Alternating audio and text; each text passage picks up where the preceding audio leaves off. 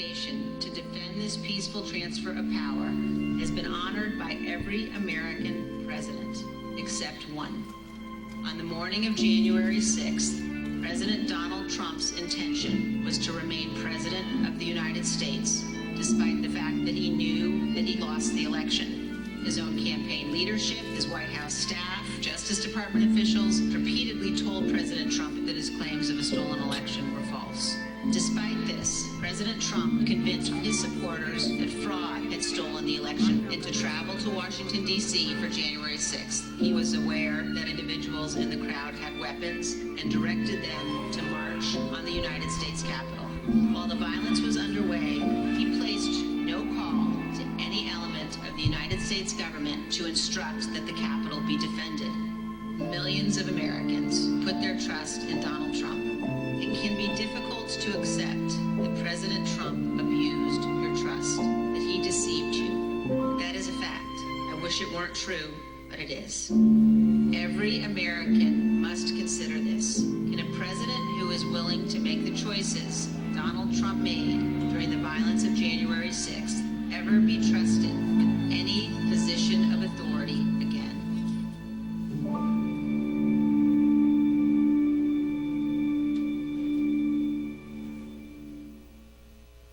As the sun rises, we raise the flag, a symbol of all that we hold most dear as Americans. Courage, opportunity, democracy, freedom. They're the values and beliefs that built this country and still beat in our hearts. But they're under attack by an extreme movement that seeks to overturn elections, ban books, and eliminate a woman's right to choose. Joe Biden has made defending our basic freedoms the cause of his presidency. The freedom for women to make their own health care decisions. The freedom for our children to be safe from gun violence. The freedom to vote and have your vote counted. For seniors to live with dignity. And to give every American the freedom that comes with a fair shot at building a good life. In small towns and big cities, we raise our heads, our eyes, our hearts for America, for the idea of this great country. Joe Biden is running for re-election to make certain that the sun will not set on this flag. The promise of American democracy will not break. Democracy must not be a partisan issue. It's an American issue. As your president, I will defend our democracy with every fiber of my being, and I'm asking every American to join me. For freedom, for democracy, for America, Joe Biden. I'm Joe Biden, and I approve this message. Pick up your copy of the Son of Man Speaks magazine today. With the Son of Man Speaks magazine, you'll receive automotive tips, wholesome recipes, financial advice, and most importantly, a true understanding of the Word of God. Get your copy of The Son of Man Speaks from these select locations.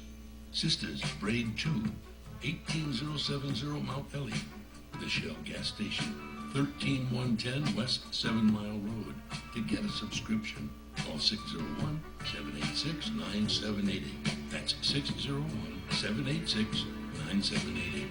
The Son of Man Speaks magazine, dedicated to becoming free indeed.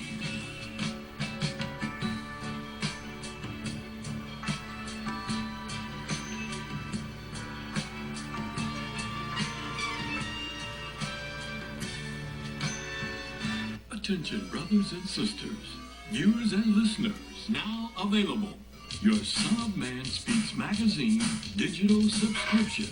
Your digital subscription to the Son of Man Speaks magazine will also include our monthly e-newsletter, both delivered to your inbox. If you have any questions regarding the digital magazine subscription or digital newsletter, you may send an email to shabazsprinting@thenewnationofislam.com. That's shabazsprinting@thenewnationofislam.com. Or call 1-601-786-9788. That's 1-601-786-9788. You can also subscribe online. Visit www.thenewnationofislam.com and click on the magazine tab to register for your online subscription. We would like to invite you to help support the efforts of the Unity and Rebuilding Fund. Visit the website at www.unityandrebuildingfund.com. That's www.unityandrebuildingfund.com. We often hear how we need to work together to rebuild the city, and we're actually doing it. You can make online donations and click on links to track the progress of the Unity and Rebuilding Fund. And for more information, 313-868-0000 is a local number. Again, 313-868-0000. Support the Unity and Rebuilding Fund. To make your online tithes, offerings, donations, gifts to the Son of Man through Cash App, make your payment to $New Nation of Islam. That's $New Nation of Islam. Or call 601-786-7056. 601-786-7056. I just used your other one though today because it was, look, it did 2 drips and I was like, oh, I can use my umbrella. My homegirl was talking about it. I'm like, don't talk about it. With our umbrellas, our customers are turning a drab day into a fab day.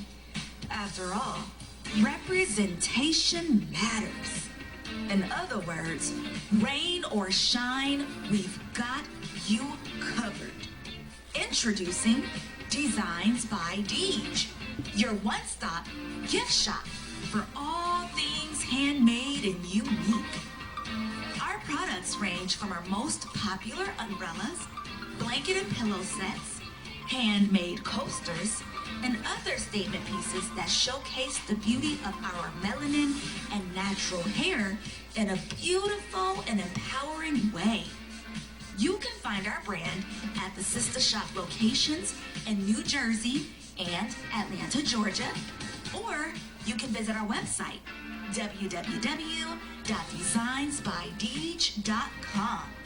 Again, that's www.designsbydeej.com.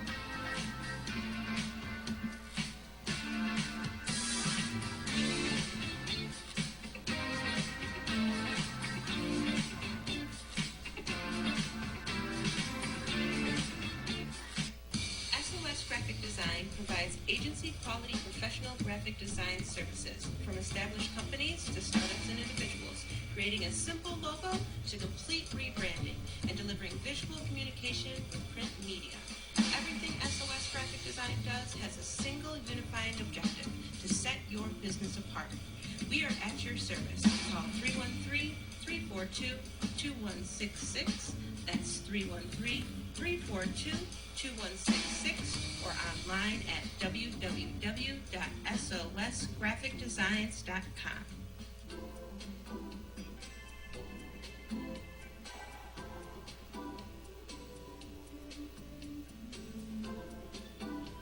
Are your clothes coming apart at the seams? Universal Seamstress and Tailoring has got you covered. At Universal Seamstress and Tailoring, we specialize in a wide variety of alterations and transformations to make and keep your clothes looking and fitting their best. From hem jobs to downsizing suits and dresses for a perfect fit to replacing zippers and buttons, Universal Seamstress and Tailoring is your one-stop shop for clothing maintenance. Also, do you have a logo for your clothes you'd like to wear? Universal Seamstress and Tailoring can put it there. That's right. At Universal Seamstress and Tailoring, we not only do alterations, but embroidery as well. Shirts, pants, coats, hats, even bags. If you can wear it, we can embroider it. So remember, whether it be alterations or embroidering you need, Universal Seamstress and Tailoring has got you covered. Universal Seamstress and Tailoring is located at 1404 Main Street, Fayette, Mississippi. Come and see us or give us a call at 601-786-0540.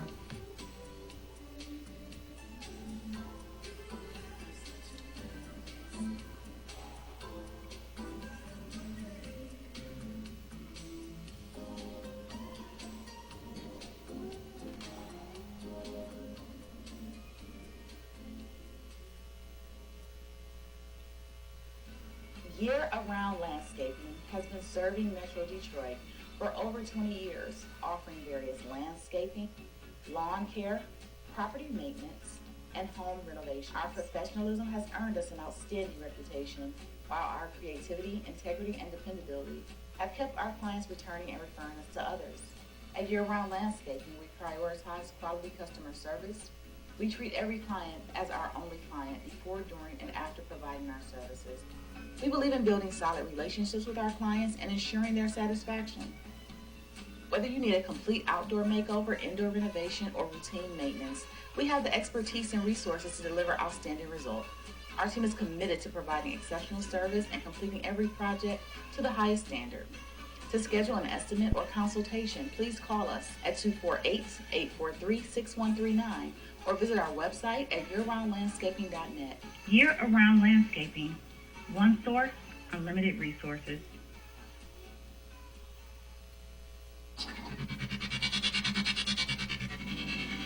For elite carpet, floor, and upholstery cleaning, call Supreme Steam Cleaning.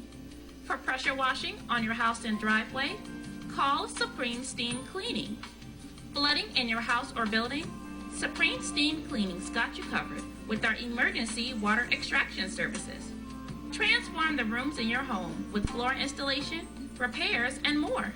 Give us a call today at 601-720-5138. That's 601-720-5138. Visit our website, www.supremesteamclean.com, and follow us on social media at Supreme Steam Cleaning. When you need an elite team, call Supreme. For all facets of professional hair care and braiding, come to Sisters Braid 2, located at 18070 Mount Elliott in Detroit. We specialize in braiding and natural styles, knotless box braids, feed-in braids, scale twists for men, women, and children. We specialize in all facets of healthy hair. Try our natural oils to keep your hair healthy. 313-826-0498 or 248-372-1738. Out of the pocket. 7 seconds. 6 seconds. Murray hits the downfield. Oh, man, the power's out again. You have reached Quality Construction and Engineering, your #1 emergency generator source. Power outages can be unpredictable, inconvenient, and disruptive to your life.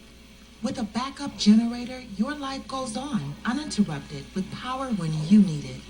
Not to mention the peace of mind of having your property suited to weather the storm. Whoever would have thought in Houston, Texas, that we would have an ice storm? It did happen. And that Sunday night when it came in, I got up and looked out the front door. Everything was pitch black. It was horrible. Something out of a novel or a science book that you had never seen before. Once the lights went out, my generator popped on. It ran 55 hours. The only one had lights. Get your backup generator installed with Quality Construction. We install both residential and commercial generators, so you're always covered. Schedule your consultation with us by calling 1-855-876-9370. That's 1-855-876-9370. Or visit us online at www.powerqec.com. That's www.powerqec.com. Financing is available with low monthly payments and 0% interest for 18 months. That was the best investment that we could have ever made. That's my backup, the generator. Generators with Quality Construction, built tough enough to weather the storm. Capital Area Planning Services offers a variety of services catered to your land development needs. We offer landscape design, residential design, land planning, mapping and consulting services, and more. We have over 20 years of design and land planning experience. CAPS LLC offers services to developers, builders, architects, surveyors, contractors, government agencies, and private landowners. Feel free to contact us to find out which services are available in your area. You may reach us at 601-326-2966. That's 601-326-2966. 888-866. You can also visit us on the web at www.capsllconline.com. Let us put on our thinking caps to serve your land development needs. The views and opinions expressed on the following show are not necessarily the views and opinions of WHPS, its affiliates, management, or sponsors.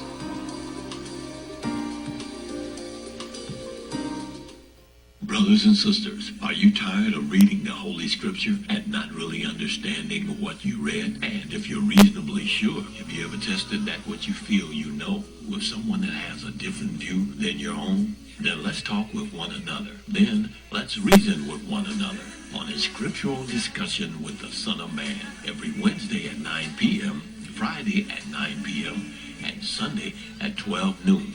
On WHPR TV Detroit Live, 88.1 FM WHPR, and Comcast Cable. Why don't you call and discuss the Holy Bible, and if you have one, the Holy Quran, and come to an agreement about the Holy Scriptures and their true meaning?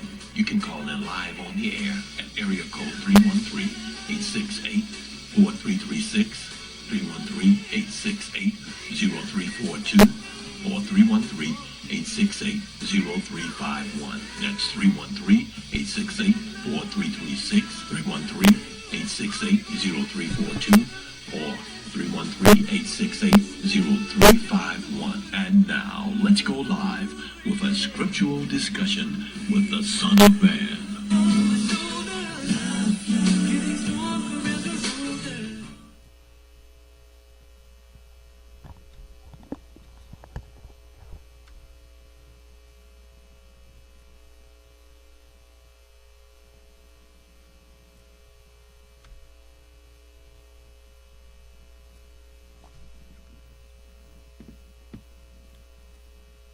In the name of Allah, the Beneficent, the Most Merciful, the Truthful, and the Most Just, I greet all of you once again who are hungry and thirsty for the true meaning of the Word of God and for the truth in general. I greet you all with the greeting words of peace. May Allah's Salam alaikum. I want to begin, as I always do, with those who may have questions for us that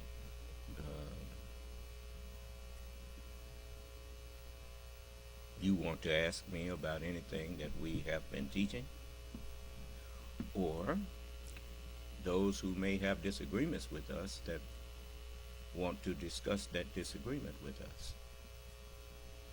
We welcome you to come in and have a civil dialogue. Did we have somebody? Yes, I was just going to remind everybody about the civil contract. Oh, we after this week, we are only going to be in one conference room. That way, it's much simpler to just hold one conference room open and to have all those lines open and then one drop, and then we have to try to call back and all of that. So we're going to streamline it to one conference room.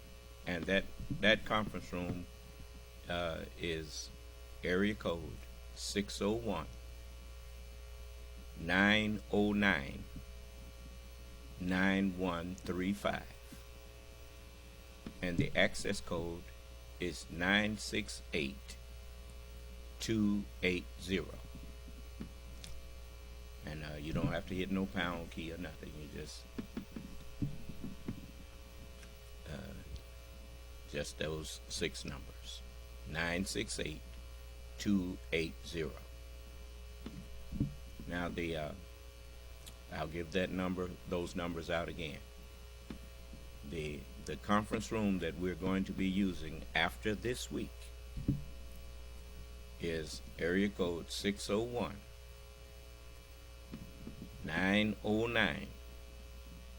9135.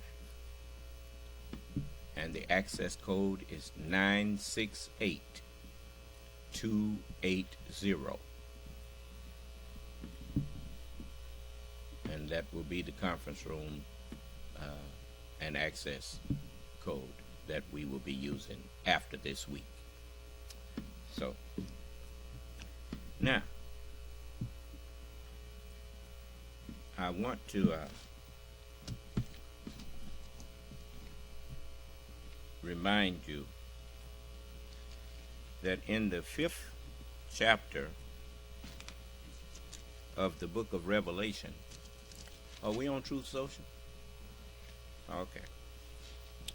In the 5th chapter of Revelation,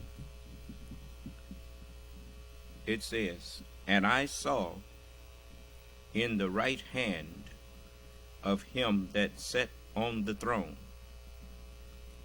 a book written within and on the backside, and sealed with 7 seals. And I saw a strong angel proclaiming with a loud voice, who is able, who is worthy, which means able, to open the book and to loose the seals thereof. And no man in heaven, no prophet, nor in the earth, no scholar,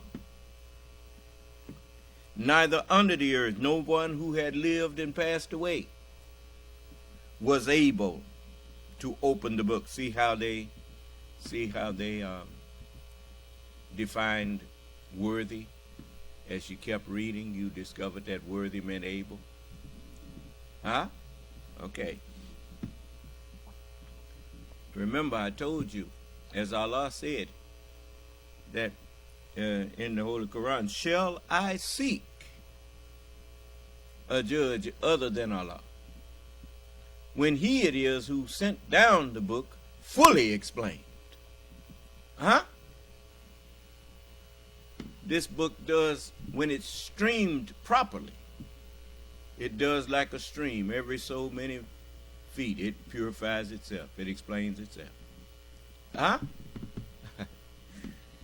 To the one that's alive.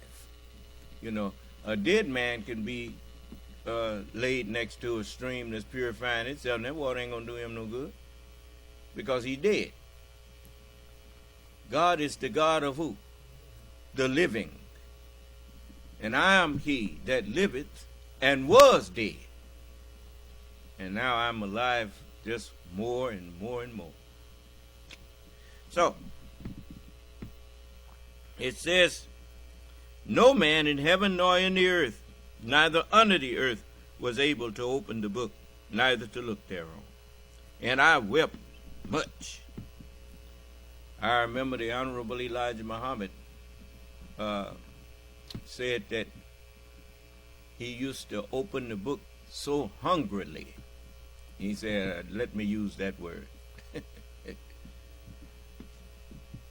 for understanding. He said that I would cry because I couldn't understand. Huh? Well, it says, "And I wept much, because no man was found worthy or able to open and to read the book." Now you see why it meant so much when W.D. Muhammad gave me the definition of Quran. He said, Quran is a word meaning that which is to be recited. Huh? Well, if no man was able to open the book,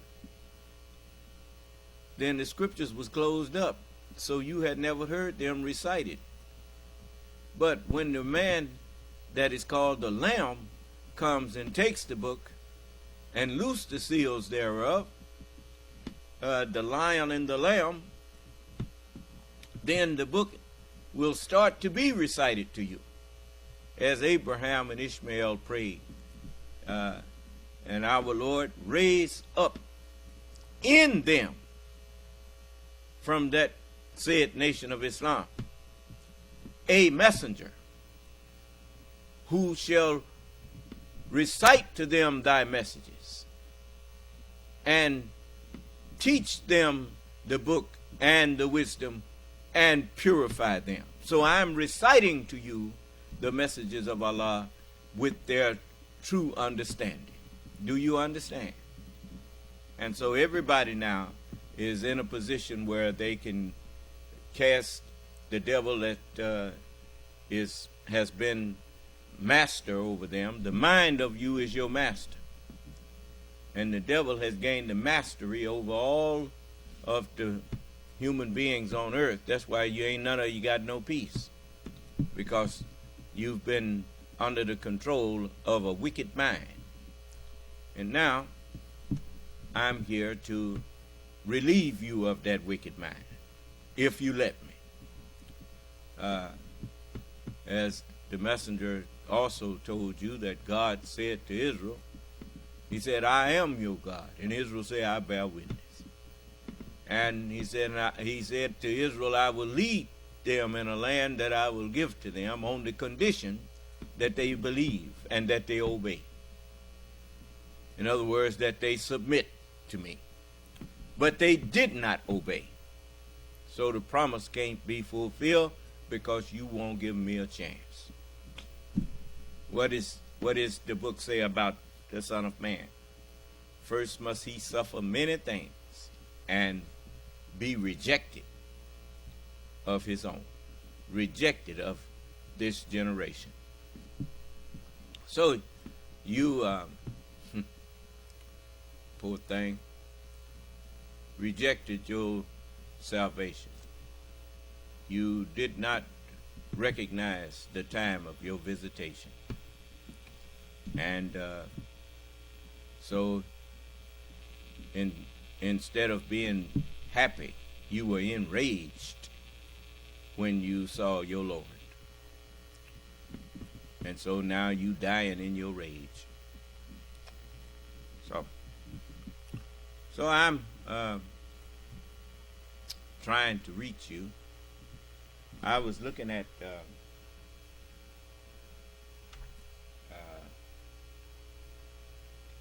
The Last Word with Lawrence O'Donnell, and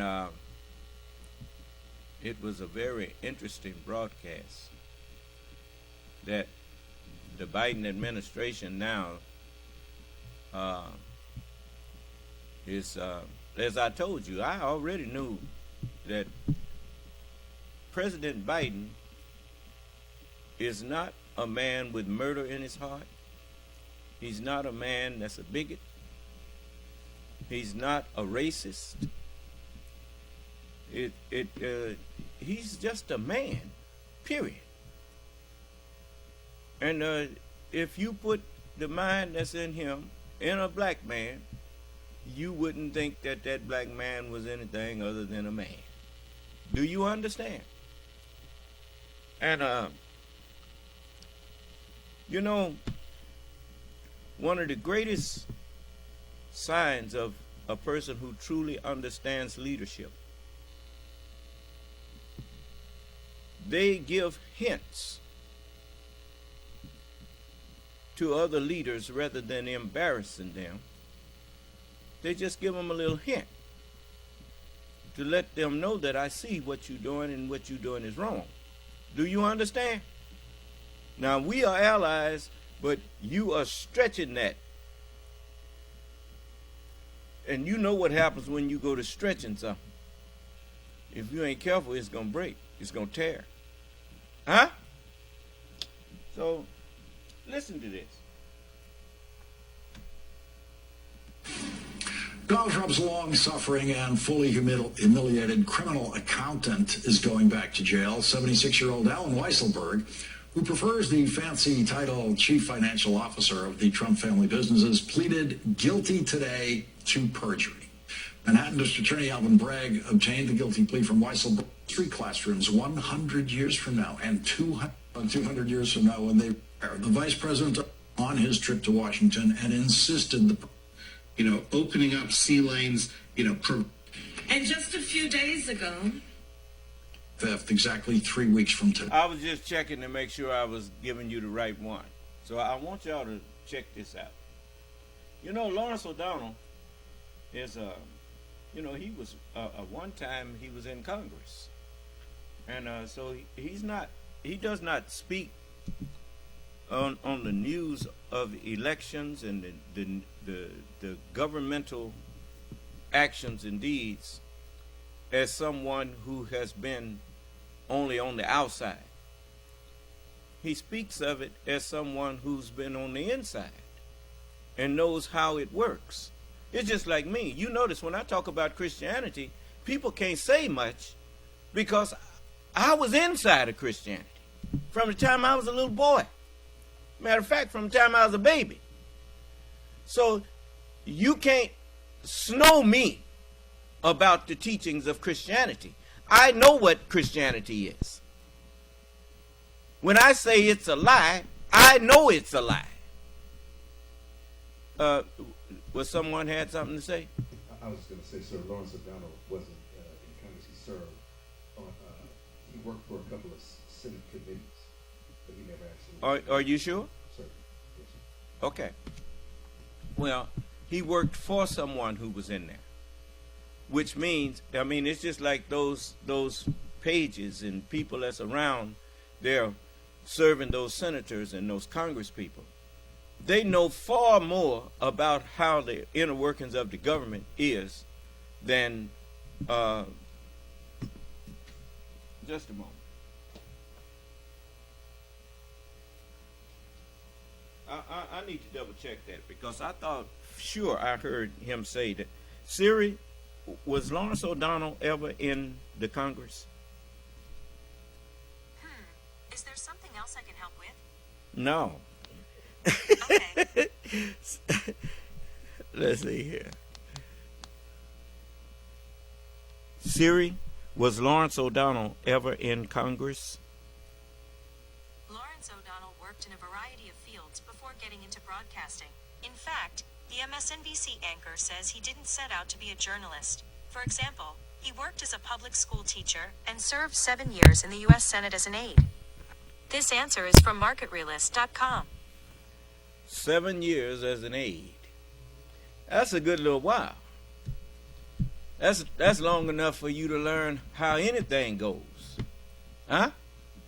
Okay. So he does not speak as an uninformed person. It's just like me. I never was actually a Christian because I never accepted that.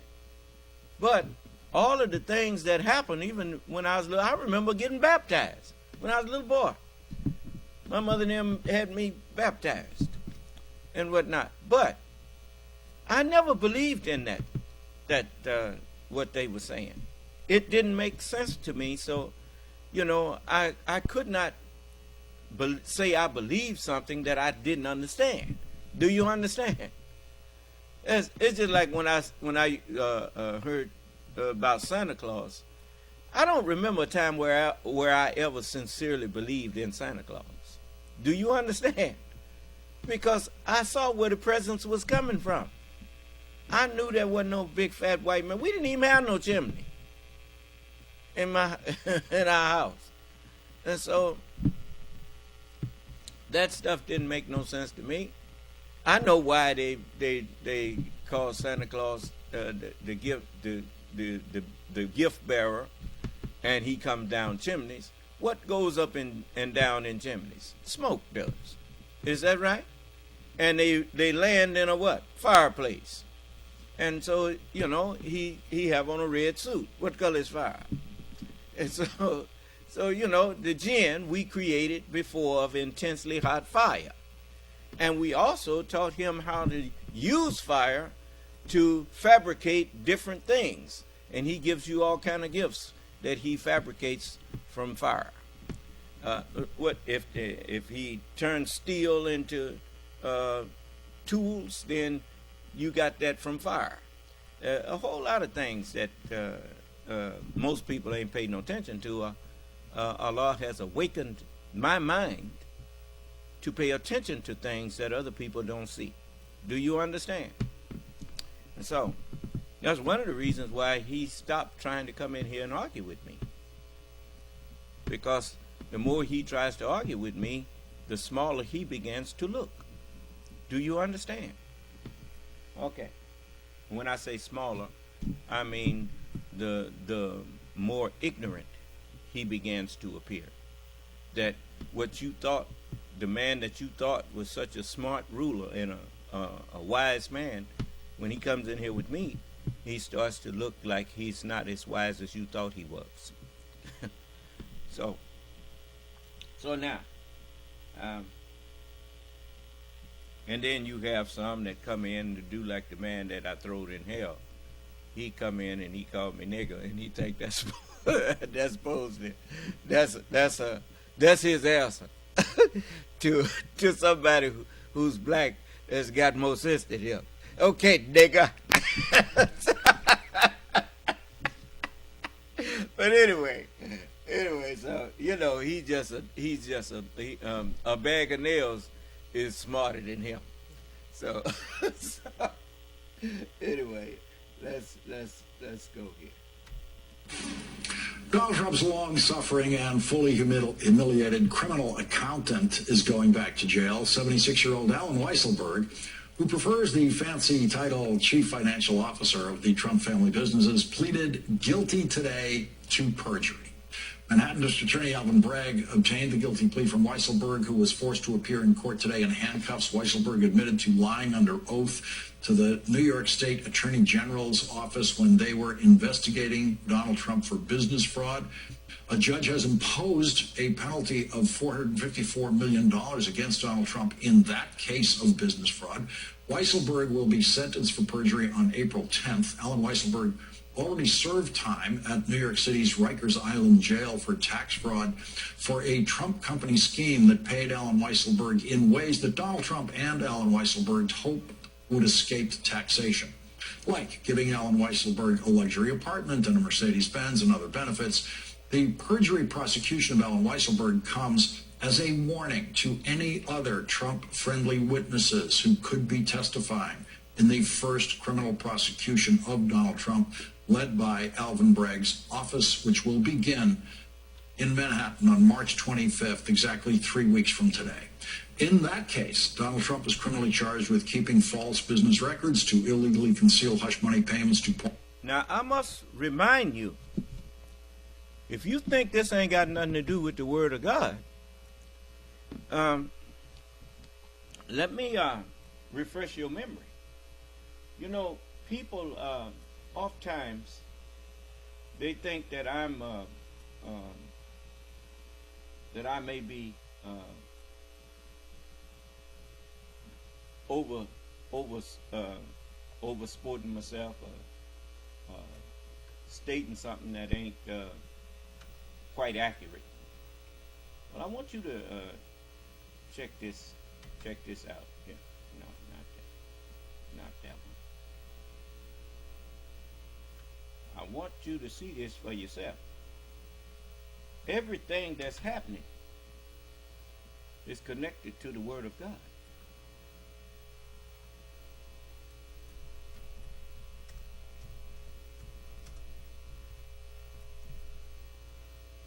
This is in the 12th chapter of Matthew.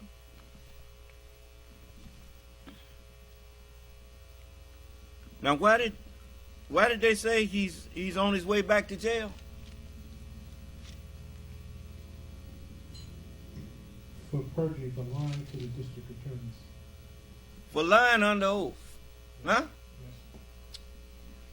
Now go to the 36th verse of the 12th chapter of Matthew. But I say unto you, that every idle word that men shall speak, they shall give account thereof in the day of judgment. Every false word that men shall speak, people gonna fact check it. Huh? You see what just happened when I said Lawrence was in the Congress? You see how quick it got fact checked? He don't know why he did that himself. But I know why it was done.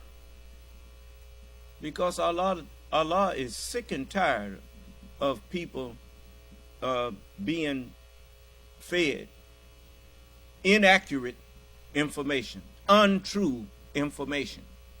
Do you understand? He said all liars. Now what if I had said that and knew that it was false? How did you find out that I didn't know that it was false? I said, let me check that. Let me see what Siri say about it. I didn't take his word for it. Huh? I mean, you ask Siri some things, and they pretty much give you some accurate information, don't they?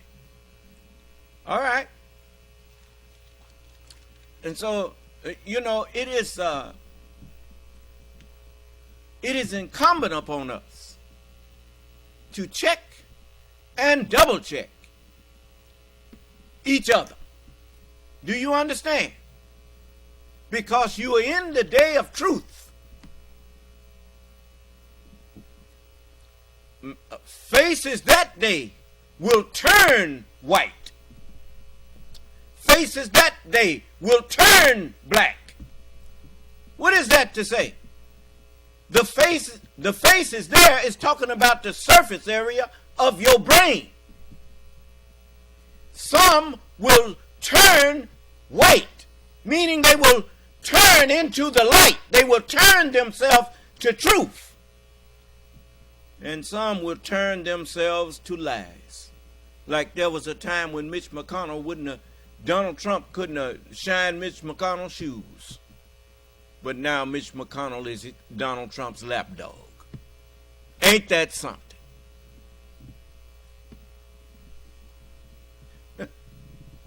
Well, this is some rich stuff. Now let's go back to Lawrence.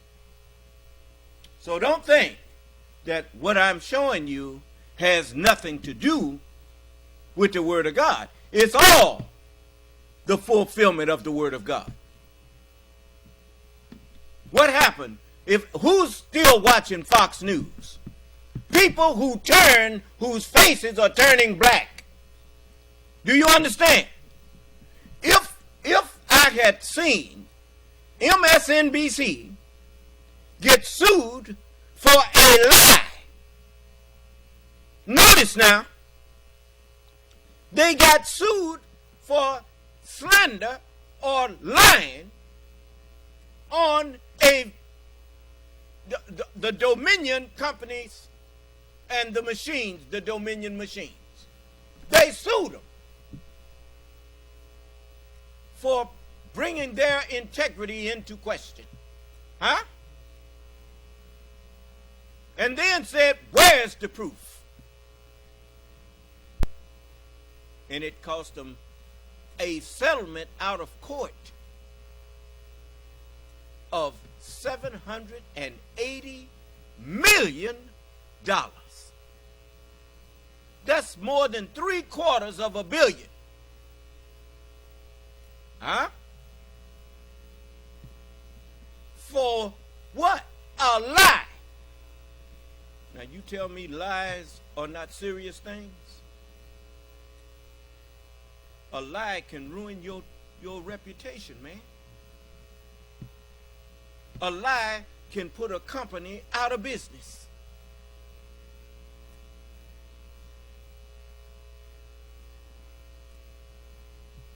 A lie is like a person purposely throwing mud on a bride who is all dressed in white and got her wedding gown on, and somebody purposely picking up a bucket of mud and throwing it on her and say she slipped down. Huh? Just ruined her day. I need.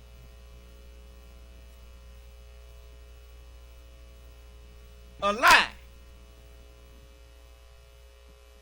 has caused the death of people. They found 2 false witnesses against Jesus. a lie sent him to the cross. And then another lie, you have to tell a bigger lie. What did it say? Where did he get that from? The big lie. The greatest lie ever told. And got the whole world half believing in a religion that said murder was God's plan. God planned it for his son to come and be murdered so that we all could be saved. Lying. And now that I'm confronting them about it, where they at? Resist the devil? And what will he do? They fleeing, ain't they? So listen to Lawrence here. He had a dynamite report here. You know, explosive material here. Just listen. Now got old Weisselberg. He on his way to jail again. Huh? For lying.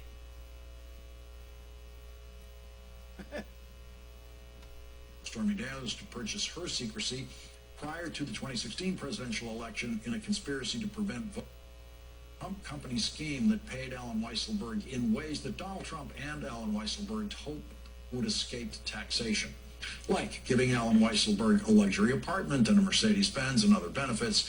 The perjury prosecution of Alan Weisselberg comes as a warning to any other Trump-friendly witnesses who could be testifying in the first criminal prosecution of Donald Trump, led by Alvin Bragg's office, which will begin in Manhattan on March 25th, exactly 3 weeks from today.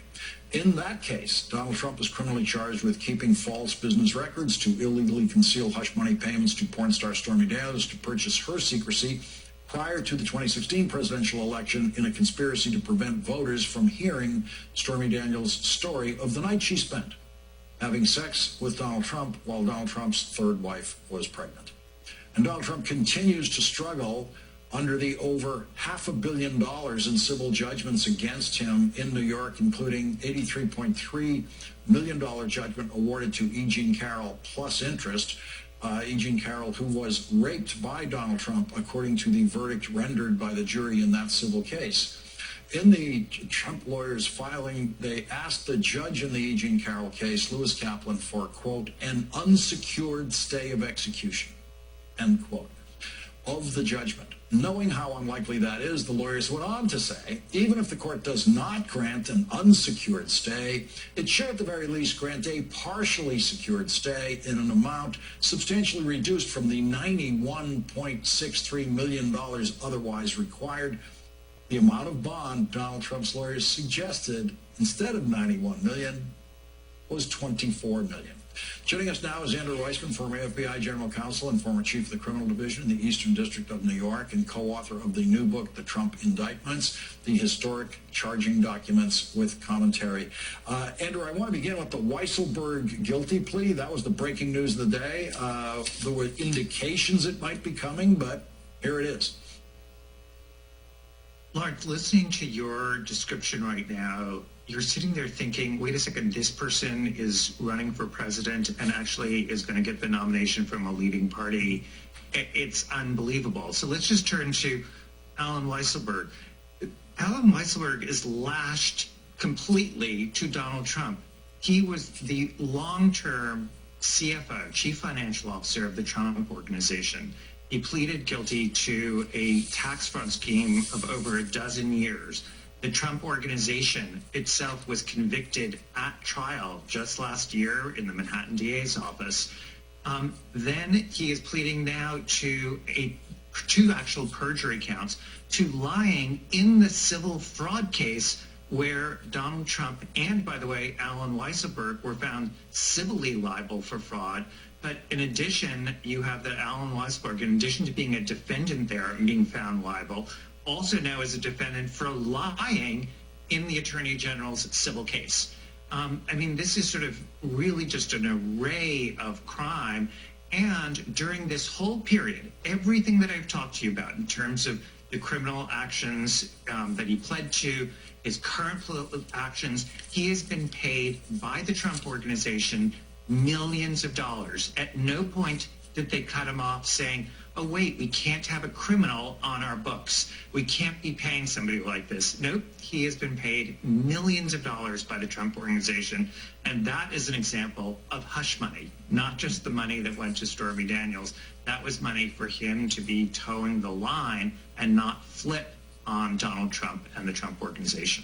Andrew, as every lawyer and every litigant is supposed to know, there are many reasons to be nice to your judge, including the fact that someday you might be asking something from that judge that might be within that judge's jurisdiction, like, hey, instead of the 91 million, can I give you 24 million? And Donald Trump is asking that of a judge who he insulted every opportunity he got.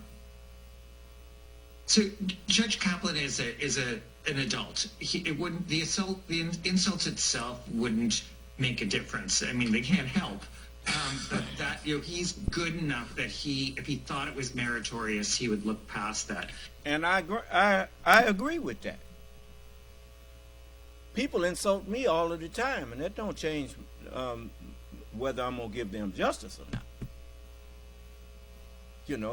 I done had people.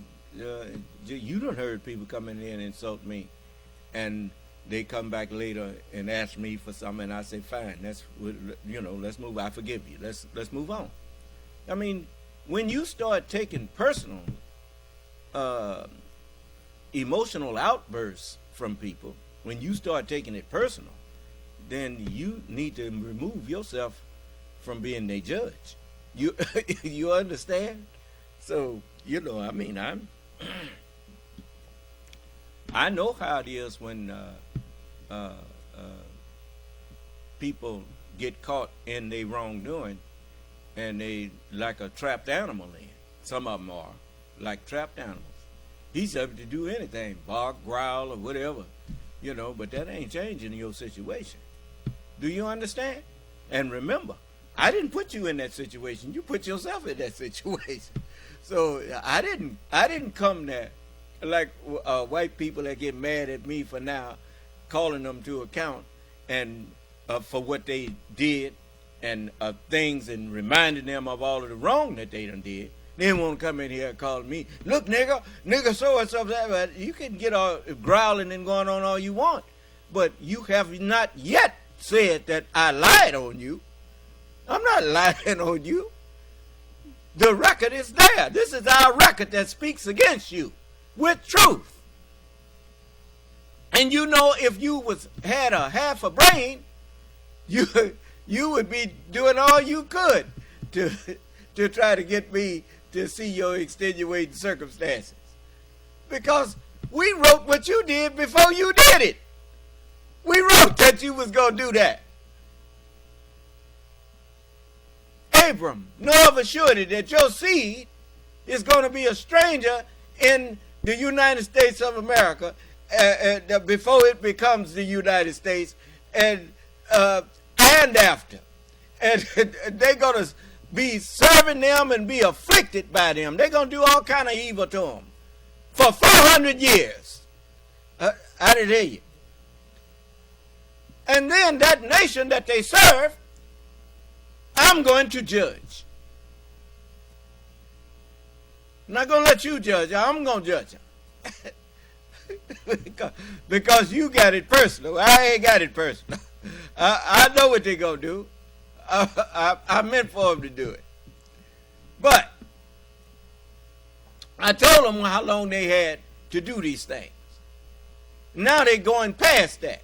It's just like them fools down there in Florida setting the tone for many other states and Texas and all of them, trying to undo history now, trying to make a lie out of history. Yeah? All liars shall have their part in the lake that burns with fire and brimstone. So you want lies, huh? What they say about COVID? COVID can shrink the brain and COVID can do all kind of stuff to people's brain. Have them living in delusion. Yeah, okay. Okay, buddy. Well, let's talk some more here on this. Here you have somebody who has not been forthcoming about his financial records. He's given no reason to think that he wouldn't stiff E. Jean Carroll. He's continued to defame her. I think that this is, the odds of this being granted are somewhere between slim and none. Mm-hmm. Andrew Weissman, thank you very much for joining us once again tonight. Always appreciate it. You're welcome. Thank you. Well, yesterday's Republican primary had what has become the standard vote split of 63% to 33%. But this time, Nikki Haley got the 63% and Donald Trump got the 33%. It was in the smallest Republican primary so far. It was in Washington, D.C., where in a city of 700,000 people, exactly 676 of them voted for Donald Trump. The reason that tiny vote is significant is that Donald Trump's jury pool for Special Prosecutor Jack Smith's case against Donald Trump for alleged crimes leading up to and on January 6th will be taken. That jury pool will be taken from those 700,000 people who spent yesterday not voting for Donald Trump. The odds of one of the 676 Republicans who did vote for Donald Trump in Washington, D.C. yesterday, ending up on his jury there, are worse than your odds with any lottery ticket you could buy anywhere. The most important Washington, D.C. voters for Donald Trump, though... Now, understand something. When you commit an offense in a district, in a judicial district, if you didn't want to be judged by that district or that venue, you shouldn't have did the crime in that venue. That's all part of self-governing. The peoples that were offended by your crime, they will be your jurists. And you will have to explain to them. You will get your chance to explain to them in a just and fair hearing. For there may be extenuating circumstances that caused you to offend and do what you did. But you will get a chance to explain yourself to that district that you offended. Do you understand? To 12 jurors of that district. So that's what's going on. It's just like if I found this kind of stuff out in when I was going back and forth to court. Wherever you commit the offense, or wherever you offend, then there is, like here, they got a circuit court. And it's called circuit court, I believe, because the one judge goes to different counties, to more than one county, and that county that they make a circle in of having hearings is their circuit. And you notice, just like in your house, you have a circuit of electricity and a breaker that controls more than one what you call receptacle, or they may control a certain section of lights and receptacles, and that is one circuit. Do you understand? And so they have circuit courts down here. Now I don't know what they call them up there, but the main thing is that if it happened in any one of those counties, that judge will have jurisdiction. Do you understand?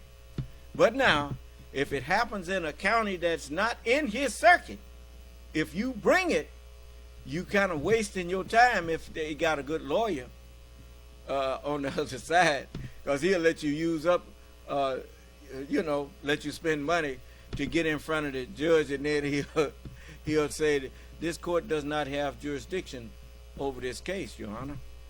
And the judge, he will show the judge that this happened over in such and so county, and Tupelo County here, and you don't have jurisdiction in that county. And the judge will say, you're right. You're in the wrong venue here. You're going to have to go and refile that. Do you understand? So, as we look at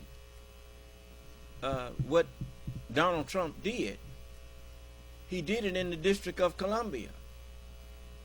He gave aid and comfort. In the least, he gave aid and comfort. At least. At best, he incited the insurrection. Do you understand? I mean, but he did it in the District of Columbia.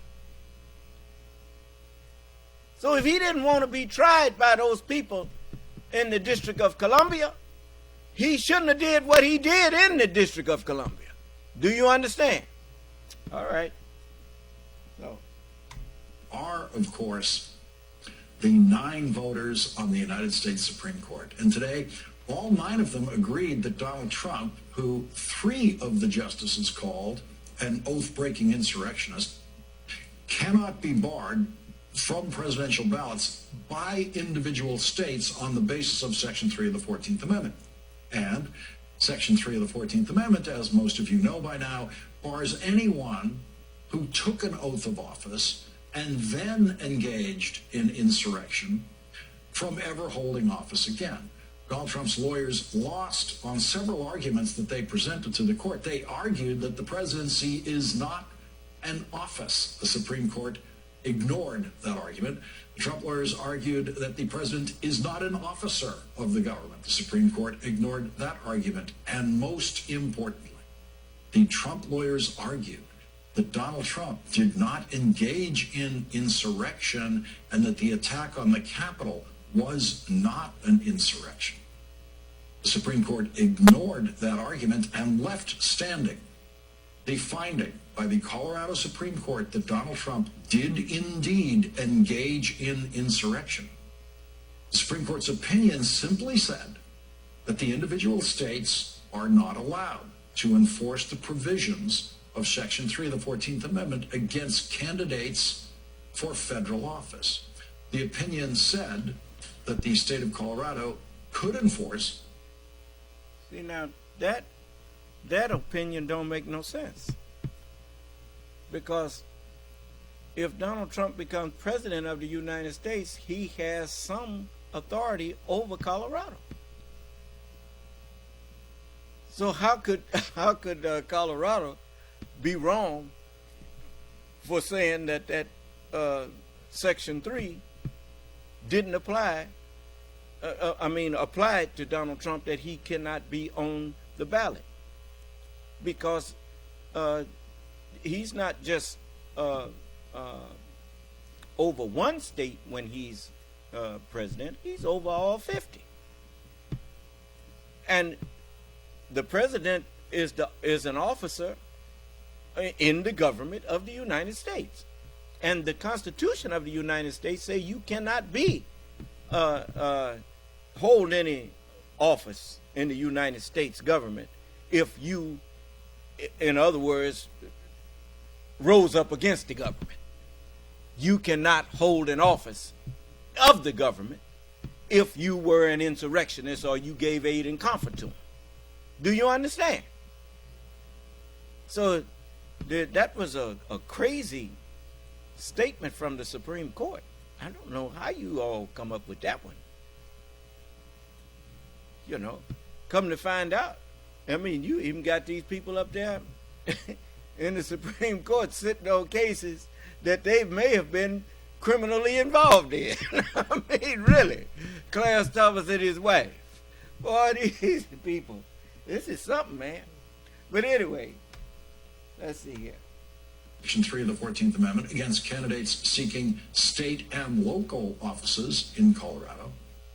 The 5 Republican men on the Supreme Court, 2 of whom were appointed by Donald Trump, extended their majority opinion far beyond what the 9 justices were willing to agree on in the essential ruling by indicating that even the federal enforcement of Section 3 of the 14th Amendment would require the Congress to pass implementing legislation. The 3 justices of the Supreme Court appointed by President Obama and President Biden wrote a separate opinion of only 6 pages where they referred to Donald Trump as an oath-breaking insurrectionist 4 times and said, quote, legislation of any kind, however, is not required. And that Section 3 of the 14th Amendment is self-executing, meaning that it does not depend on implementing legislation. The 3 concurring justices, Sonia Sotomayor, Elena Kagan, and Ketanji Brown Jackson, said, quote, Section 3 provides that when an oath-breaking insurrectionist is disqualified, Congress may, by a vote of 2/3 of each house, remove such disability. It is hard to understand why the Constitution would require a congressional supermajority to remove a disqualification if a simple majority could nullify Section 3's operation by repealing or declining to pass implementing legislation. It's worse than they know. It would not take a simple majority to decline to pass implementing legislation, to vote against implementing legislation. It would only take 41 out of 100 senators to block implementing legislation, which, according to the procedural rules of the United States Senate, requires a 60-vote majority threshold to pass. So, if a group of 59 senators agreed on implementing legislation tomorrow for Section 3 of the 14th Amendment, it could not become law. It could be blocked by 41 senators who support an oath-breaking insurrection and want to see insurrectionists and want to see an oath-breaking insurrectionist become president again. There are now 49 Republican senators, and only one of them, the retiring Mitt Romney, has said he is opposed to the oath-breaking insurrectionist Donald Trump becoming president again. That leaves 48 Republican senators who would refuse to ever approve any implementing legislation for Section 3 of the 14th Amendment. But that's not necessary, for the Constitution already said that if you participated in an insurrection or gave aid and comfort to insurrectionists, you can't hold no office in the government. That don't require no extra nothing. If you want to bypass that, you got to get a 2/3 vote to bypass that and set that aside. But if you don't have a 2/3 vote to set it aside, then it is just like the 3 justices said, and like many of other judges have said. That's a self-executing thing. It's like the speed sign out there on the highway. The speed limit is 35 miles per hour. If you come through there doing 40, if a highway patrolman or a city police or county officer want to pull you over and give you a ticket, that's you was doing 40. The speed limit was 35.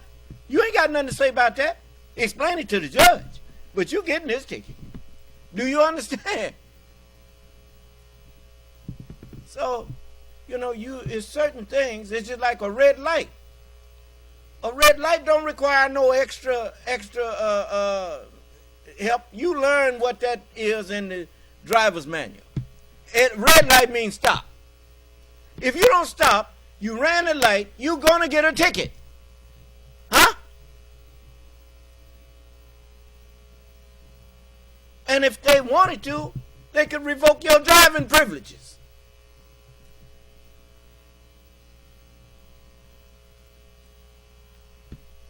So, if certain things are self-executing, that's what the Constitution is there for. You look at a football game, man step on the line, and somebody see him, they throw a flag. Say, out of bounds. What is that? Those lines are there that you have to stay inside of them, not on them. I didn't hear you. If you're on the line, you're not inside the line. Self-executing. That play ain't no good. It ends right there. So, you know, he ended when he said, we love you. You're special. Now go home now. He didn't say, well, you stay there because you finna get arrested. He told him, go home. Huh? In other words, I approve of what you did. Aid and comfort is what that's called.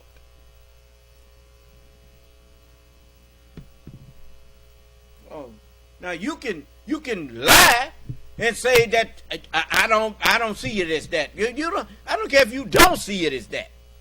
People went in there and spread boo-boo all over the wall of the Capitol, marched the Confederate flag through there, threatened, broke in windows and all of that kind of stuff, threatened to go in there and hang the vice president and kill Nancy Pelosi. And you sit up there talking about it was no insurrection. Well, you keep saying that all you want. But you wasn't the only one that saw it. I saw it too. And you ain't going to urinate on me and tell me it's raining.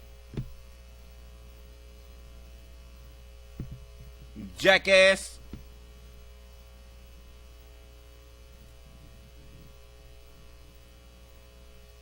And look, I'm going to tell all y'all something. You buying all these wolf tickets that people selling you, you ought to sell them some back. Tell them you can't come after my behind and leave yours at home. You got a behind too. The graveyard don't care who get put in it. It'll accept your body just like it'll do mine. Nigga. Yes. Yes, unmute him. Call you unmuted. Sir. May wa alaikum ala salam. I had a question. Practically, if Supreme Court voted otherwise, how would the election would have been if some states didn't want Trump on the ballot? Well, first of all, this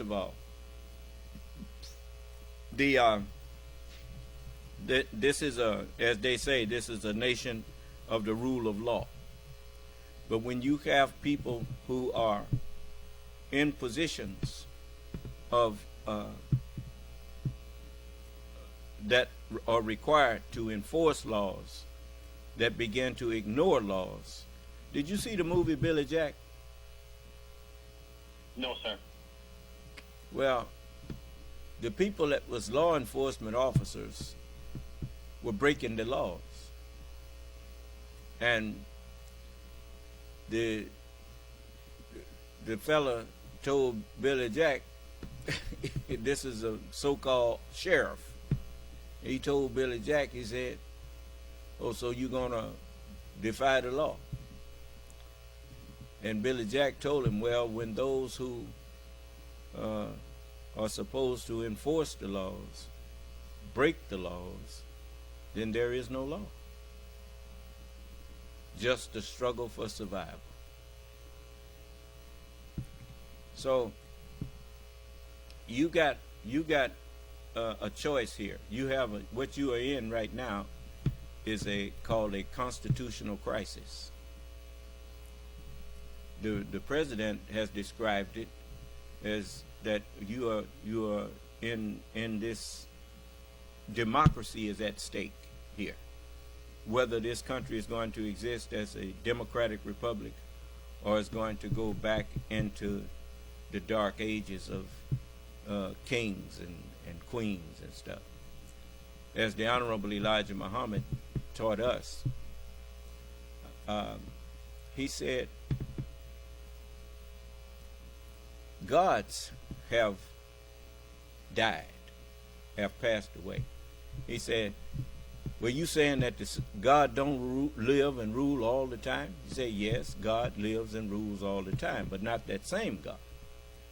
He said, for if the same ruler ruled all the time, it would not be a beautiful universe. And this is something that most people missed out on about kings and queens and stuff. When you have a king who can pass the rulership mantle down to his son or his daughter, and you just keep passing it down from one of his immediate family members to another, then most families are rooted in traditions. And traditions are by nature conservative. They are slow to change. And when you have imperfection and you have a ruler who is slow to change, then imperfection is going to win the day, is going to always remain. And the society will never have peace and will never be a beautiful society, because people are more interested in remaining in power than they are in serving the best interests of those who they govern. And so this is what's happening here now. The states now are going to have to remember that even with Supreme Court justices, if you get enough people if you elect enough law-abiding citizens to the Congress, which is the House and the Senate, if you put enough people in those offices, even crooked Supreme Court justices can be impeached. And you can save your government. But extreme problems, and when you have a Supreme Court that's given rulings that they recognize that a man is an insurrectionist, but they still not acknowledging the right of states to not have that person on the ballot. Well, that's a crooked, a false interpretation of the Constitution, talking about the Congress need to make a law. The Constitution is the law.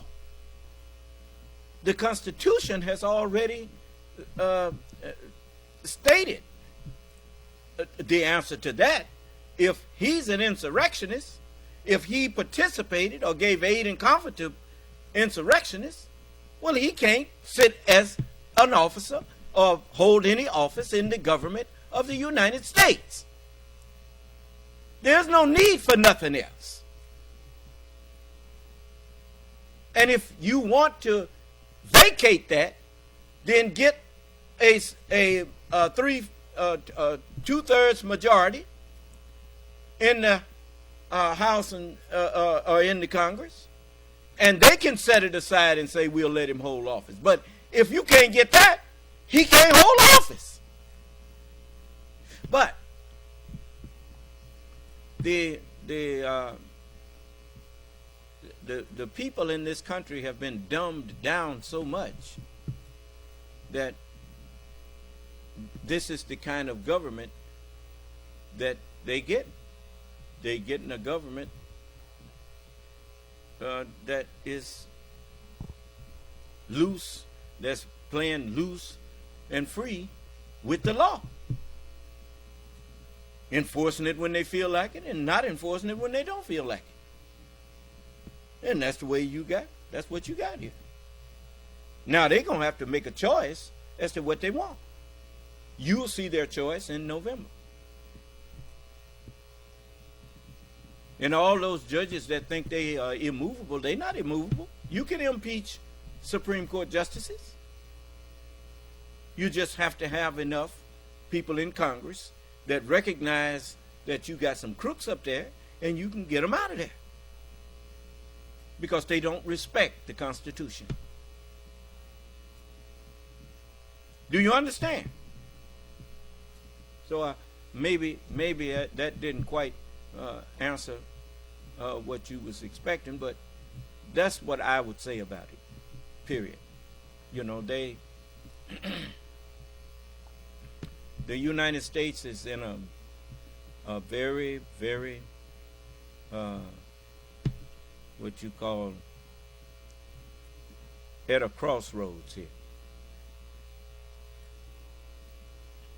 I think President Biden put it like this, to go forward or to go backwards. It's no longer about going left or right. It's about going forward or going backwards.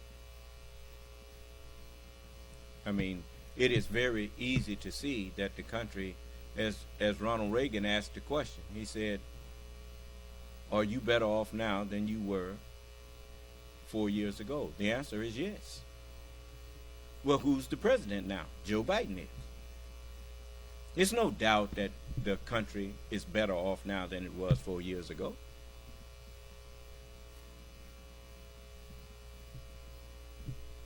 I mean, you know, it's just like is America more respected now? Yes. I mean, I'll let you hear it just a moment, because I ain't got to change Lawrence here. I'm gonna, you know, I was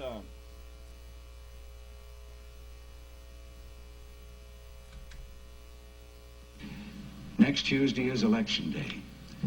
Next Tuesday, all of you will go to the polls, will stand there in the polling place and make a decision. I think when you make that decision, it might be well if you would ask yourself, are you better off than you were 4 years ago? Is anybody that disputes that this country is better off than it was 4 years ago? I haven't forgot what Joe Biden inherited from Trump. People in lines to get food, and new cars, people in line to get food put in their trunk by soldiers and whatnot. A pandemic that got out of hand simply because the fool that was occupying the White House wanted to, what did he say? Play it down.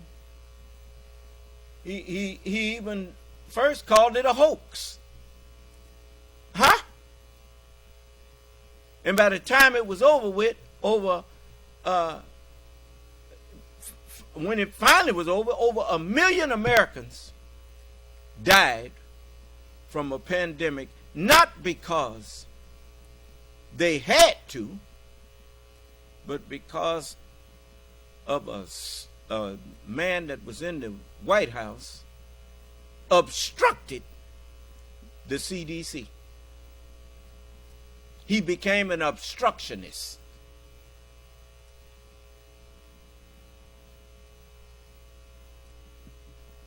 Instead of letting the healthcare professionals lead the way, he's up there telling them to go out like warriors.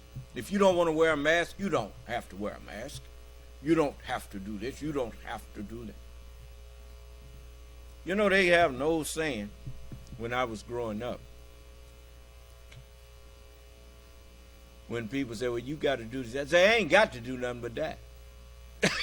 That's what he said. No, you don't have to.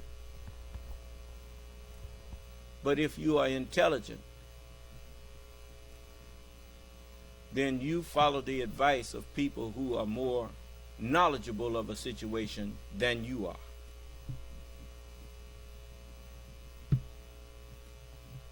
That's the word of God. Let every soul be subject unto those who are more knowledgeable than yourself. That's just intelligent.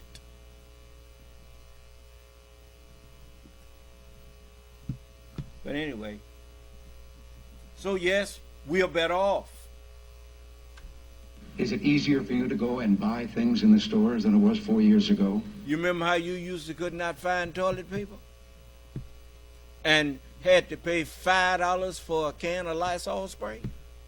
Huh? Are you better off now? Is it easier for you to go and buy things in the store? Yes, it is. Is there more or less unemployment in the country than there was 4 years ago? Unemployment is almost non-existent now. It's easy to get a job if that's what you want. I didn't hear you. Unemployment is very low now. Is America as respected throughout the world as it was? Do you feel that our security is as safe, that we're as strong as we were 4 years ago? Yes. Even crime done went down. When the last time you actually heard about some crime taking place in any of the cities in the country?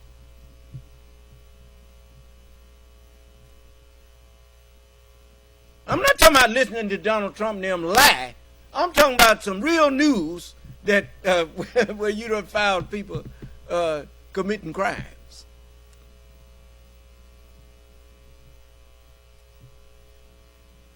I'm not saying crime is non-existent, but it's not the major things that's being reported on the news anymore. Huh?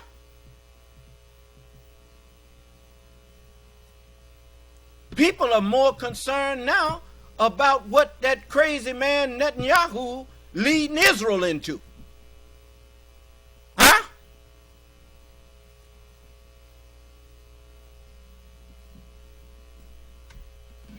And if you answer all of those questions yes, why then I think your choice is very obvious as to who you'll vote for. Okay. Ronald Reagan, you heard it from his own mouth. If your answer to all of those things that is less crime, is better security for the U.S., is better relationships, and if you're better off now, then who you should vote for is the one that's in the office now. I didn't hear you. Well, you got it straight from Ronald Reagan. All right. Now let's get back over here. How many of y'all think that I twisted that? Did I twist it? Or did I just acknowledge that everything he was asking was you better off? Is this better? Is that better? Is that? It's all better.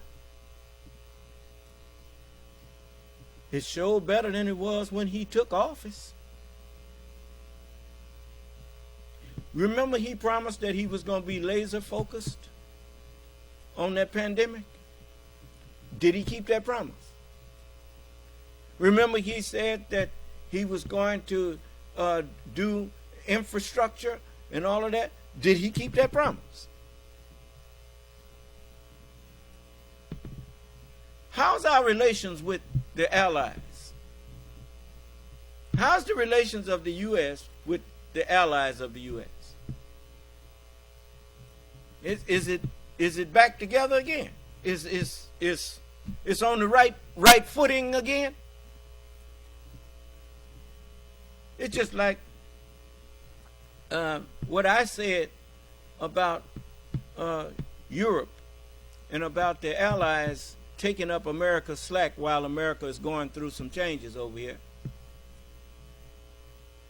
And they may not be saying nothing, but I think Ukraine is still holding its own. Huh? So somebody done stepped up to the plate.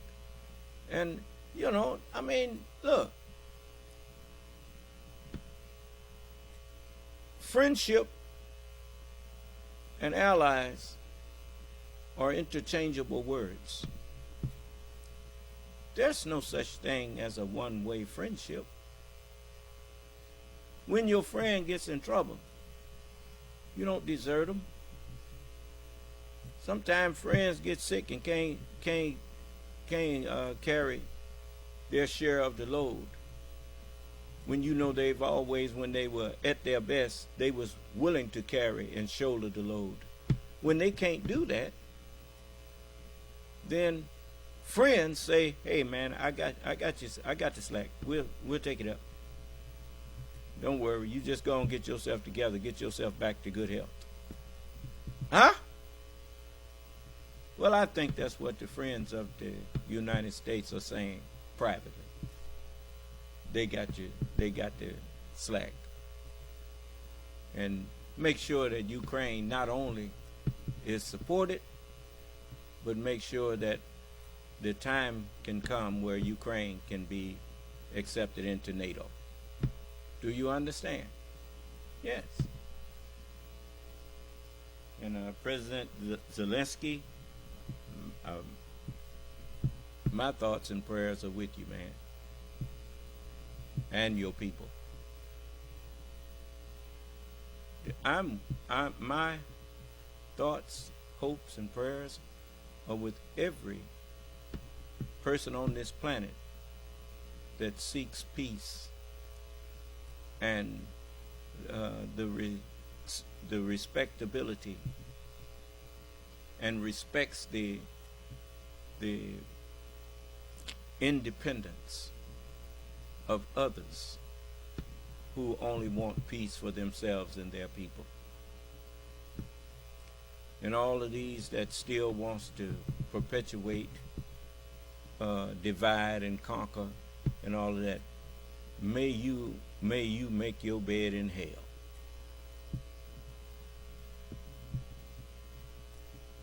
I would think you'd be tired of that by now. You see, it never brought peace. How can people be at peace with a conqueror? That's not the way of peace. That's the way of bloodshed and war. That is the way of Cain. Everyone who has standing armies, they are forced into the way of Cain, preparing to kill their fellow man, preparing to kill their brother.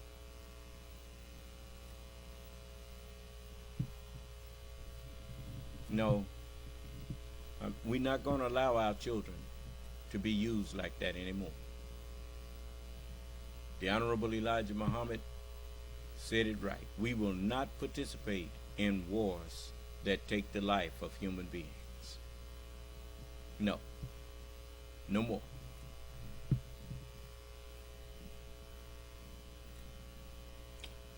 So, let's go back to Lawrence. The last judge appointed to the court by Donald Trump, Amy Coney Barrett, wrote her own one-paragraph concurring opinion saying simply, "I agree that states lack the power to enforce Section 3 against presidential candidates. That principle is sufficient to resolve this case, and I would decide no more than that." Justice Barrett then added a second paragraph to her one-page concurrence that did not have a single word of jurisprudence in it. It was a political speech aimed at the three other justices who agreed with her that the majority of 5 on the Supreme Court went too far in their opinion. Justice Barrett, though she apparently agrees with those 3 justices, decided for political purposes that their language was too harsh. And that is a political choice, not a jurisprudential choice. In a political statement, unlike any that I've ever seen in a Supreme Court opinion, Justice Barrett wrote, "In my judgment, this is not the time to amplify disagreement with stridency." In her view, no doubt, stridency means using phrases like an oath-breaking insurrectionist to describe Donald Trump. Justice Barrett continued, the court has settled a politically charged issue in the volatile season of a presidential election, particularly in this circumstances. Writings on the court should turn the national temperature down, not up. For present purposes, our differences are far less important than our unanimity. All 9 justices agree on the outcome of this case. That is the message Americans should take home. Written. Isn't it amazing how people who always are pushing bad positions, when they get in a position to where they may have won a battle, not the war, but a battle, they start talking about a united front. We should be all together on this. We should tone down our rhetoric. You know, wrongdoing people,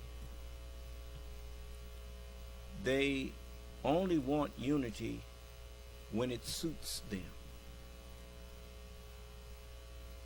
They create disunity, and then after they've created disunity with lies and deceitful actions, then they come out and pretend that they are for unity. Do you understand? I mean, how can there be unity without truth? Allah is the only source of unity. There's no such thing as unity when that's based on lies. Because if you trust in lies, when the truth comes, the truth is going to break up your unity. Do you understand? But a lie cannot break up the unity of someone who knows the truth, of oneness that is brought about through truth. You see, that's what happened, for instance, to the said Nation of Islam. The Honorable Elijah Muhammad said this. He said, for 43 years, I have been teaching that God is man. He said, for 43 years, I have been preaching that one day you will wake up to know. You will wake up and agree with me. And then he said something that most didn't really pay attention to. He said, from the looks of your numbers here today,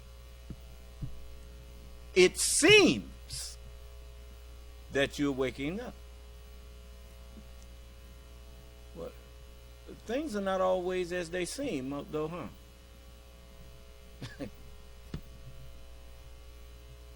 It seems to be this, it seems to be that, but seems don't always pan out to be what they seem to be, huh?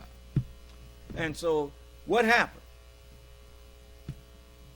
The messenger told us that one day the whole nation is going to be tried. Tried for what? For what you said you believed? And when WD came in, and many of those ministers, Farrakhan included, all of them, they started disputing and disagreeing with the teachings that the Honorable Elijah Muhammad gave, that they used to teach. Many people were found out that they did not really believe in the messenger,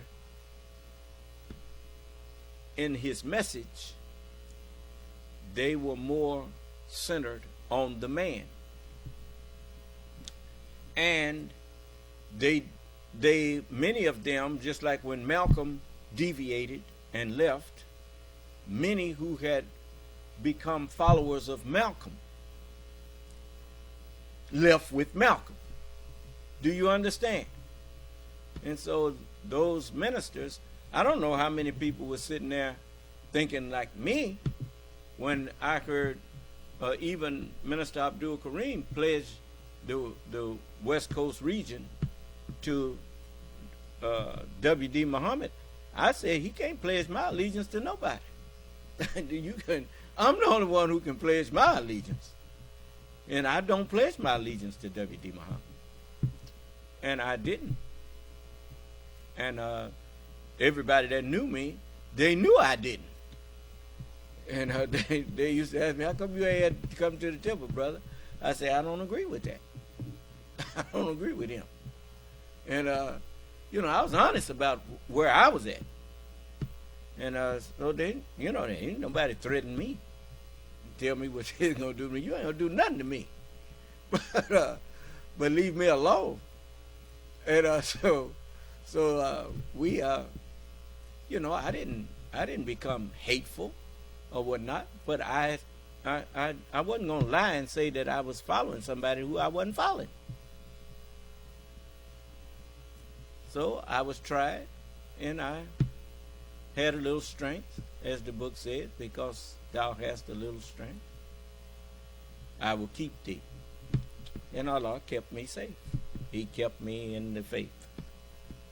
And but as you look at these people who claim to believe in the rule of law and the Constitution and whatnot, you finding out that everybody that say that don't mean that. Do you understand? Okay. But there are remedies when you discover that you have Supreme Court justices that are ill-equipped to hold that auspicious office. And so it is time for you to have not your eyes set on overthrowing them. Have your eyes set on voting and putting representatives who truly respect your Constitution. Put them in the Senate and in the House, and then tell them, clean up your Supreme Court and get these people out of those positions who don't respect the Constitution. Because if you don't, it's just like when you look at a garment. The thread that's in the garment is the most important thing because it's holding the garment together. The Constitution is the thread that holds the United States together. People who pulling at that and trying to unravel that are trying to unravel your country. And you need to do something about that. Okay. Not like a Supreme Court justice, but like a political speechwriter. The message Americans should take home. Justice Sotomayor, Justice Kagan, and Justice Jackson highlighted the wild inconsistency of the Roberts Court by quoting Chief Justice Roberts himself, who wrote this when he joined the majority opinion in overturning Roe versus Wade. Quote, if it is not necessary to decide more to dispose of a case, then it is necessary not to decide more. The three justices then said, that fundamental principle of judicial restraint is practically as old as our republic. Yet, the court continues on to resolve questions not before us. In a sensitive case, crying out for judicial restraint, it abandons that course. Today, the majority goes beyond the necessities of this case to limit how Section 3 can bar an oath-breaking insurrectionist from becoming president.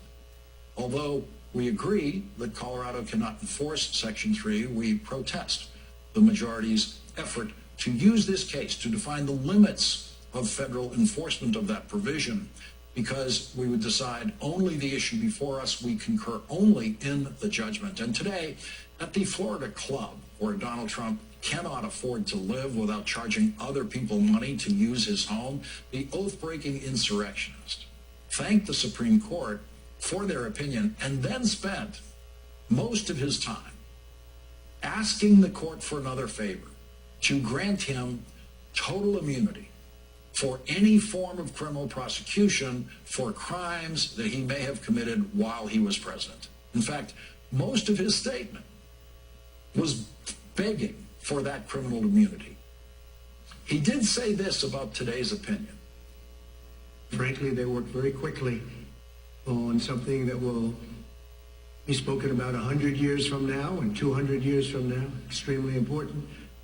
Well, he's absolutely right about that. It will be spoken of in history classrooms 100 years from now and 200 years from now, where he will, if the country remains lucky for the next couple of centuries, be identified as the only former president in history who was once blocked from presidential ballots by states invoking Section 3 of the 14th Amendment. And those history classes will all note that the Supreme Court opinion that allowed him access to the ballot repeatedly referred to him as an oath-breaking insurrectionist. Leading off our discussion tonight is Professor Lawrence Tribe, who has taught constitutional law at Harvard Law School for 5 decades. Professor Tribe, thank you so much for joining us tonight. I have to confess, this one required me to read and reread it, especially the concurrences, which read like dissents. I had to remind myself, oh, no, they're agreeing with the ultimate vote here. But can you clarify for us what the contest is here between the 4 and then the 5 in the majority, and referee for us who's right here? Well, I'll do my best, Lawrence. In this case, the court appears to the naked eye to be deciding something 9-0. But when you peel back the appearances, it's really a 5-4 decision about a fundamental principle about the viability of Section 3 of the 14th Amendment, a crucial protection for the country against oath-breaking insurrectionists. The decisive 5th vote in this 5-4 split, I hasten to add, was the same as the decisive 5th vote in Bush versus Gore. It was Clarence Thomas, who some people believe had no business taking part in the case. But let me set that aside.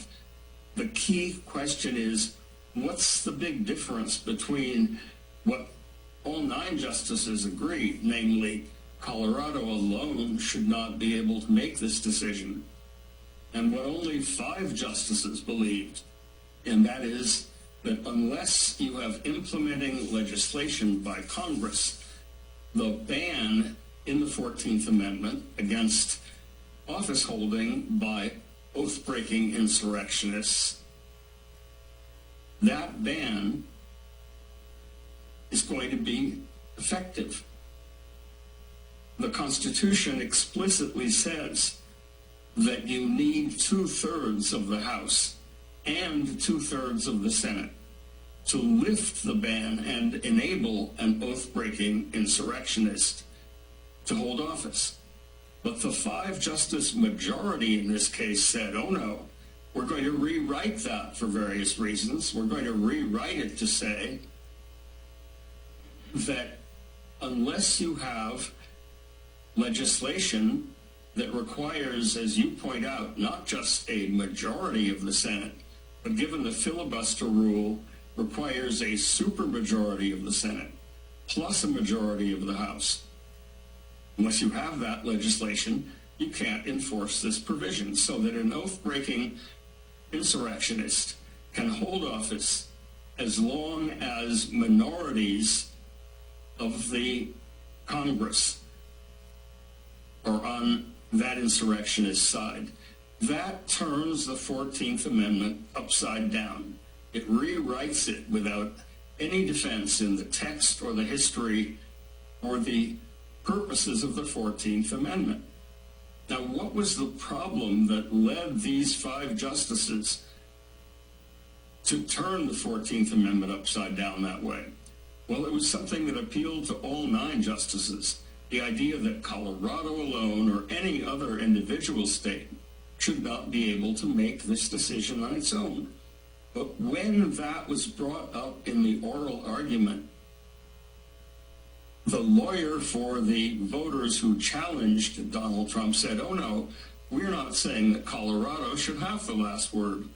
We're saying that you, the Supreme Court, a federal institution, should have the last word, and you should exercise it by reviewing the decision of the Colorado Supreme Court, a carefully reasoned, elaborate explanation of why what happened in this case was an insurrection and why Donald Trump engaged in it, based on a trial whose fairness not a single one of the 9 justices questioned, in which Donald Trump had ample opportunity to present evidence.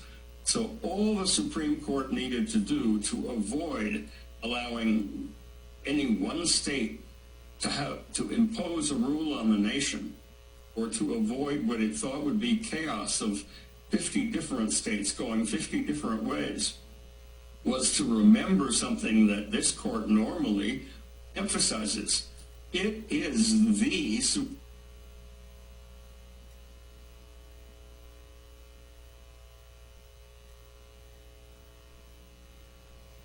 Supreme Court of the United States.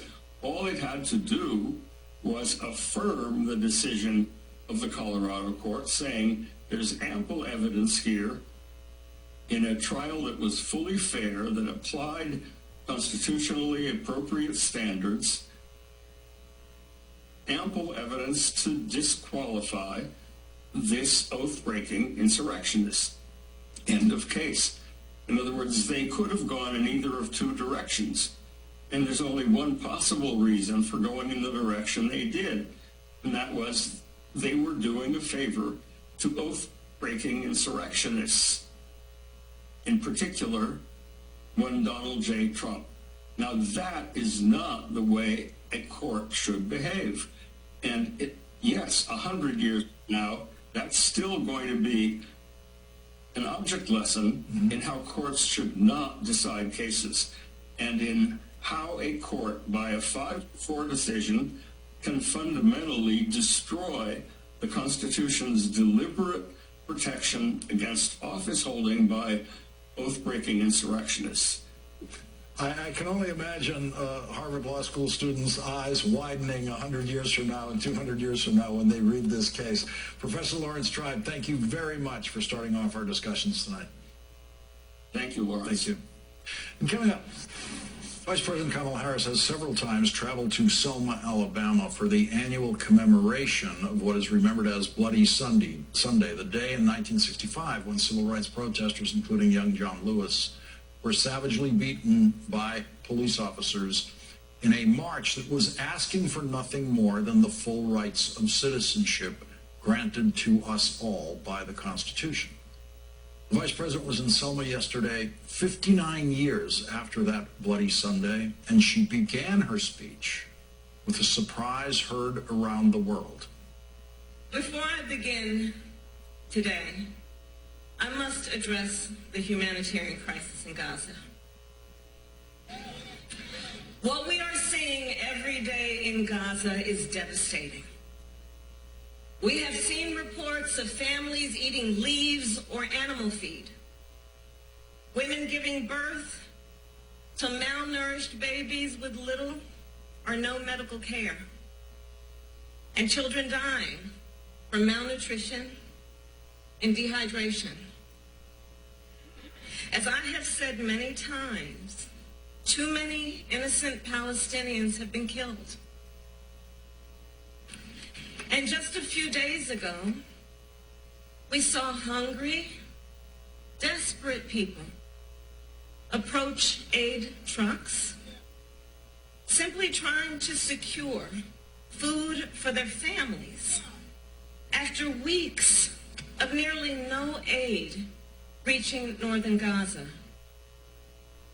and they were met with gunfire and chaos.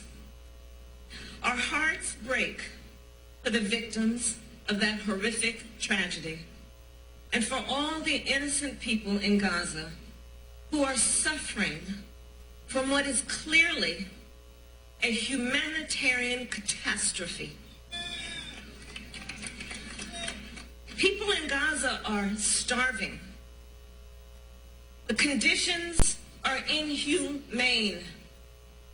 And our common humanity compels us to act. Our common humanity is always the issue in the commemoration of Selma every year. Our common humanity was shocked in this country 59 years ago when TV news showed the violence done willfully by the government of Alabama to people marching for their rights. Yesterday, the Department of Defense carried out its first airdrop of humanitarian assistance, and the United States will continue these airdrops. And we will work on a new route by sea to deliver aid. And the Israeli government must do more to significantly increase the flow of aid. No excuses. They must open new border crossings. They must not impose any unnecessary restrictions on the delivery of aid. And there, the Vice President of the United States became the public strongest voice of the Biden-Harris administration's now strained relationship with Israeli Prime Minister Benjamin Netanyahu. The Vice President insisted that Israel had a right to retaliate against Hamas. Hamas has shown no regard for innocent life, including for the people of Gaza, who have suffered under its rule for almost 2 decades. And Hamas still holds dozens of hostages for nearly 150 days now. Innocent men and women, including American citizens, who were brutally taken from their homes and from a concert. And then the Vice President voiced the Biden-Harris administration's most significant public break with the policies of Prime Minister Netanyahu. Given the immense scale of suffering in Gaza, there must be an immediate ceasefire. For at least the next 6 weeks, which is what is currently on the table. This will get the hostages out and get a significant amount of aid in. This would allow us to build something more enduring, to ensure Israel is secure, and to respect the right of the Palestinian people to dignity, freedom, and self-determination. Hamas claims it wants a ceasefire. Well, there is a deal on the table. And as we have said, Hamas needs to agree to that deal. Let's get a ceasefire. Let's reunite the hostages with their families. And let's provide immediate relief to the people of Gaza.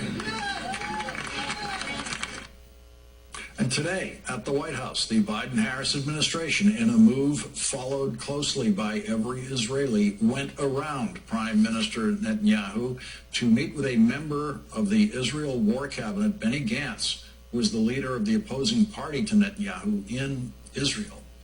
That is an unprecedented White House meeting during a crisis in Israel, and Benjamin Netanyahu did not want that meeting to happen. The New York Times reports that Netanyahu, quote, had not approved Mr. Gantz's travel to Washington. An official in Mr. Netanyahu's office who spoke on the condition of anonymity said Mr. Gantz did not represent the government on his trip to Washington and insisted the Prime Minister continued to enjoy open communication with President Biden. Joining us now is David Rothkopf, foreign affairs analyst and columnist for the Daily Beast. He is also the host of the Deep State Radio podcast. David, it seems like a pretty important turn, public turn, by the White House on something we have every reason to believe was happening privately, which was the insistence on a ceasefire. Here's the Vice President saying publicly it has to happen. Yeah, her emphasis, her tone is quite different from that which we've heard before from other senior officials. I think she has been leading the way behind the scenes and now at the microphone for the administration to emphasize how important it is to address the humanitarian catastrophe that's unfolding there. I don't think there is daylight between her and the president on this, but I do think she's playing a remarkable role, really, at the center of this. It began in December when she gave an important speech in Dubai and talked about the day after in Gaza. It included this meeting in Selma. And, of course, she is the one who met with Gantz today. So she's at the center of this, which is, right now, one of the two most important foreign policy challenges the administration faces. What do Israelis hear in the vice president's speech yesterday, and possibly more importantly, what do Israelis see in their media when they see the vice president meeting with Benny Gantz? Well, I think the intention of the Biden administration is that Israel see that the administration seeks to be friends with Israel, to support Israel, to support the hostages, to stand up to Hamas, but that the Biden administration is running out of patience with Netanyahu, who they don't view as trustworthy, and whose policies in Gaza, frankly, have become utterly brutal and intolerable. And so I think the Israelis see exactly what you described, which is the Biden administration granting a White House meeting for the opposition leader that it has not been willing to grant to the prime minister. As we go forward, it's very clear that this is the new Biden administration position: ceasefire now, ceasefire now. What happens if Netanyahu continues to ignore that position?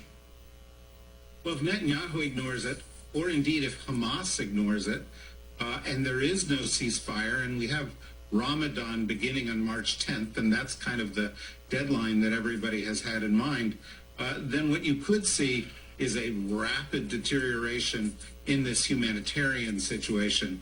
And that could be catastrophic for the people of Gaza, but also for U.S. policy in the region, for Israel. And that's why she is now talking about, opening up sea lanes, providing aid via the sea, more aid via airdrops, pressuring the Israelis for more corridors via which truck aid can be delivered, because I think this is the thing that's really captured everybody's attention right now.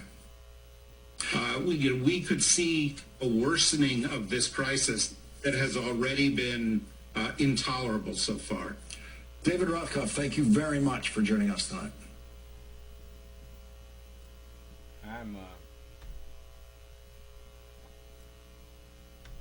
I'm tempted to let Lawrence have the last word there. But it is something that I want to bring to the world's attention. I know many don't want to see it happen, but it's too late. It's already happening. A new nation is being raised. This is what Abraham and Ishmael prayed for. This is the second chapter of the Holy Quran, and it starts at the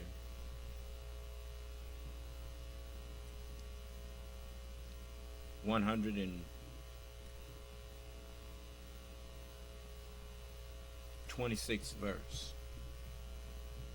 And when Abraham said, "My Lord, make this a secure town and provide its people with fruits, such of them as believe in Allah and the last day," he said, "And whoever disbelieves, I shall grant him enjoyment for a short while. Then I shall drive him to the chastisement of the fire of his wickedness." and it is an evil destination.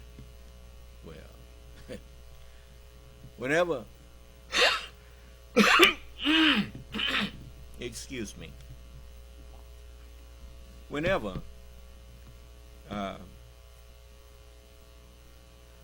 you remember that fire in the scripture is generally referring to wickedness. As Isaiah says, for wickedness burneth as the fire. And the devil said that he would make evil fair seeming to people. Just like a moth that flies into a bonfire. I used to see that when I was watching the bonfire that used to get set on Halloween.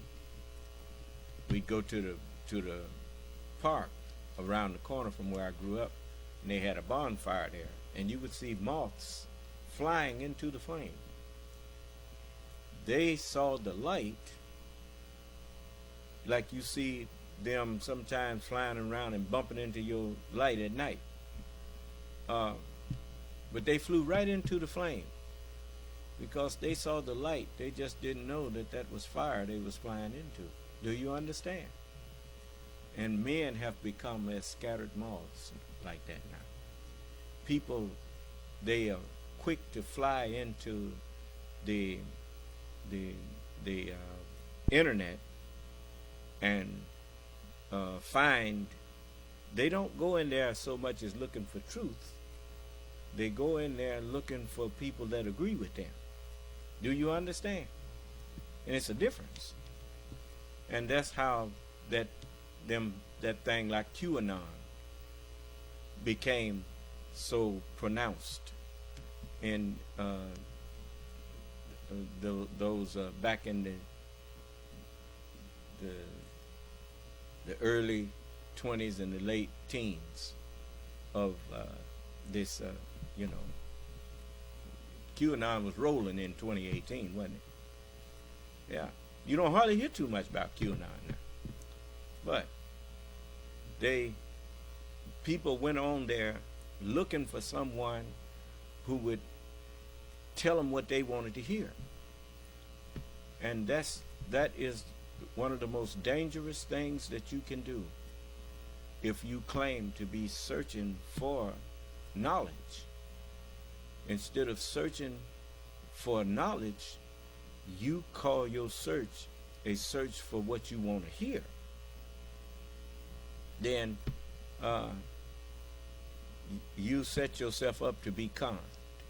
You set yourself up to be for something that is wrong to be made fair seeming to you, to be made to seem like it's right.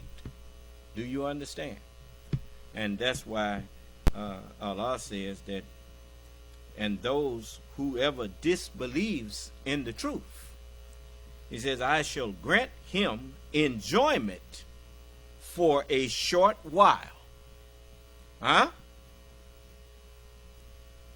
Like QAnon, they was rolling and enjoying themselves for a few years, huh? A couple of years, especially a couple of years. It says, then I shall drive him to the chastisement of fire. What is that? What does fire do to its fuel?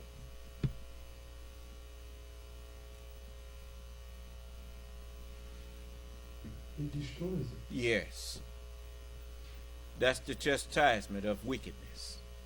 It destroys the one who practices it. Do you understand?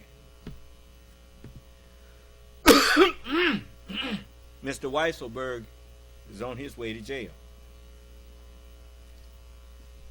for lying. And for that's what lying is, a wicked act. Do you understand? Why is it called wicked? It is because it is the term wicked has two words in it. it has wick, and it has ed or education. And when you put the two together, it is a wick is that is made to be the recipient of fire. Do you understand? And education is knowledge. Education can be good and it can be evil, but it's still education. Do you understand? And so when you get education that is evil, then it turns you into the wick for fire. Do you understand? So we say wick ed. Yes. And so this is these are things that most people you notice most people they don't realize that the English language is basically based on a lot of acronyms, shortened statements, like vegetables, vegetation that is edible. And instead of saying vegetation that is edible, we just say vegetables. Do you understand? And so this is how we formed our language. And so it says, I shall, to those who disbelieve, and whoever disbelieves in the truth, I shall grant him enjoyment for a short while. Look at the people who start off doing drugs. They enjoy it for a short while. And once they get dependent on it and hooked on it, it becomes a living hell for them. And so it says, then I shall drive him to the chastisement. You know, that's what addiction does. It drives you to a swift destruction of yourself, like them drugs. When you look at what them drugs do to somebody, and when it's finished with them, it destroys them like fire destroys its fuel. Do you understand? And it is an evil destination. People would not knowingly run to something that is going to destroy them, unless that thing is made fair seeming to them, like the fire, the light from a fire is made fair seeming to the moth. And so the moth flies into it, flying to the light, not realizing he's flying to his destruction. Do you understand? So it says, and when Abraham and Ishmael raised the foundations of the house. The foundations are the pillars of faith.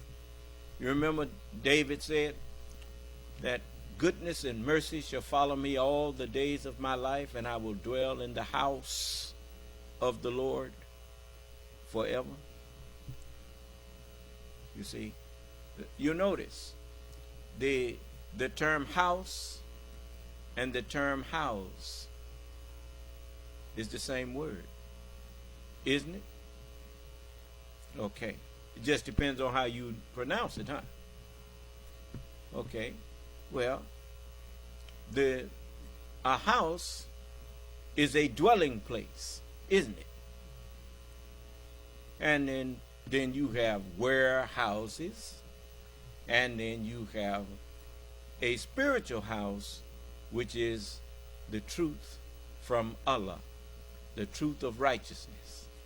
And that is a house that houses righteous minds. Do you understand? And it was built by Allah and his prophets. And so it says, Abraham says, when Abraham and Ishmael raised the foundations of the house. When Abraham was commanded to do anything, he never questioned it if it was from God. He just did it. That's the very foundation of Islam. Do you understand? Entire submission to the will or word of God. Do you understand? And so it says, they prayed this prayer: Our Lord, accept prayer from us. Surely thou art the hearing one, the knowing one, our Lord, and make us both submissive to thee. You notice, no one has ever read the Holy Quran and the Holy Bible to you in the way that I read it to you. That's why a party of the jinn, when they hear me reading it, they bear witness that they have heard a true recital, and they advised others to listen to it. And so that's a prophecy, you know.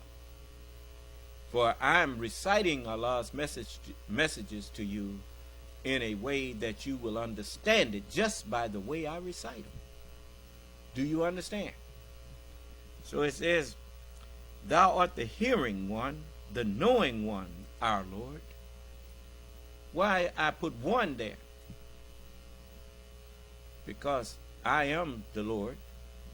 As Elijah came, and it says, behold, I will send you Elijah the prophet before the coming of the great and dreadful day of who? The one Lord. The one, as is written, one faith, one baptism. Why one faith? Because I am sent with the guidance and the religion of truth, that I may make it overcome the religions, all of them, so that there will be only one faith, one doctrine or baptism, and one Lord. Do you understand? Okay. So, whose Lord am I? I am the Lord of men. What men? The holy prophets, the nature made by Allah in which He have created those men. Huh? That I'm the Lord of. Then it says, and make us both submissive to thee, and raise from our offspring a nation of Islam, a nation submissive to thee, and show us our way of life or religion to devote ourselves to, and turn to us in mercy, mercifully. For surely thou art the often returning to mercy, the merciful, our Lord. And raise up in the nation of Islam a messenger from among them, who shall recite to them thy messages. No man in heaven, nor in earth, nor under the earth was able to open and read the covenant. But now Allah hath raised up one who is able to do that. And Abraham them, that's what they prayed for. Raise up in them a messenger who shall that which is to be. And when that rightly guided one makes his appearance, he shall recite to them the messages. Who shall recite to them thy messages? Son of man, take the book and eat it up. Now go and recite my words. What you think speak with my words meant? Go, get thee to the house of Israel and give them warning from me. Huh? And it says, who shall recite to them thy messages and teach them the understanding of the book that's hidden in the book, because you promised to give him to eat of the hidden manna. The Holy Bible and the Holy Quran are manna from heaven. Manna is a term which means, what is that? When you look in the Holy Scriptures before I got here, that's all you could do is open it up and wonder, what is that meaning? What is that talking about? What is that? What is this? What is that? It's all, what is that? Do you understand? You remember Gino Jennings asked me? Yeah, what does that mean? You remember that? Yeah. That's because I'm the only one who knows. So I'm giving you to eat of the hidden manna that Allah gave to me. I'm teaching you the book and the wisdom, and I'm removing all of the lies that they've been telling you about the book. Talking about Jesus came here to die for you. Jesus ain't came here to die for nobody. Jesus came here to bear witness to me. Who don't believe it? Come in here and tell me you don't believe it.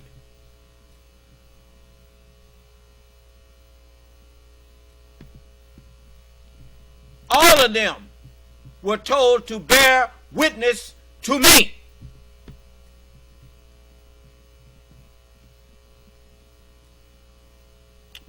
So, and I'm a witness bearer to you. That's why you understand me. You don't have to say, wonder what he meant by that. You know what I mean by it, because it's clear. I speak your language.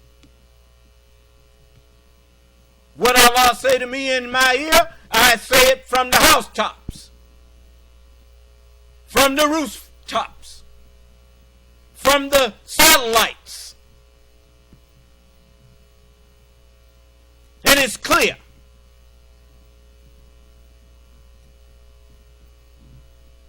Surely thou art the mighty one, the wise one. His name shall be called Wonderful Counselor, the Mighty God, the Everlasting Father, the Prince of Peace. And of the increase of his government and peace, there shall be no end. You notice how peaceful my class is. I condemned all of these false religions, and none of them, nobody who been teaching them, is able to come in here and show me that what they have been teaching is the truth. Huh? They've been lying to you. When he's standing up there talking about Jesus came to die, he know he lying.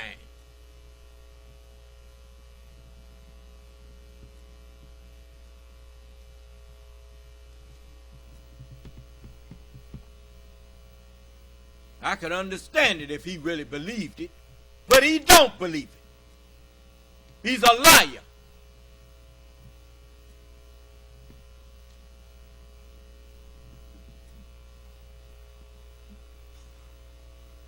It's impossible to have faith in something that you do not understand.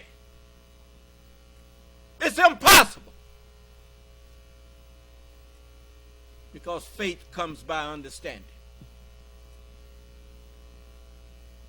You hear me? And who forsakes the religion of Abraham? But he who makes a fool out of himself.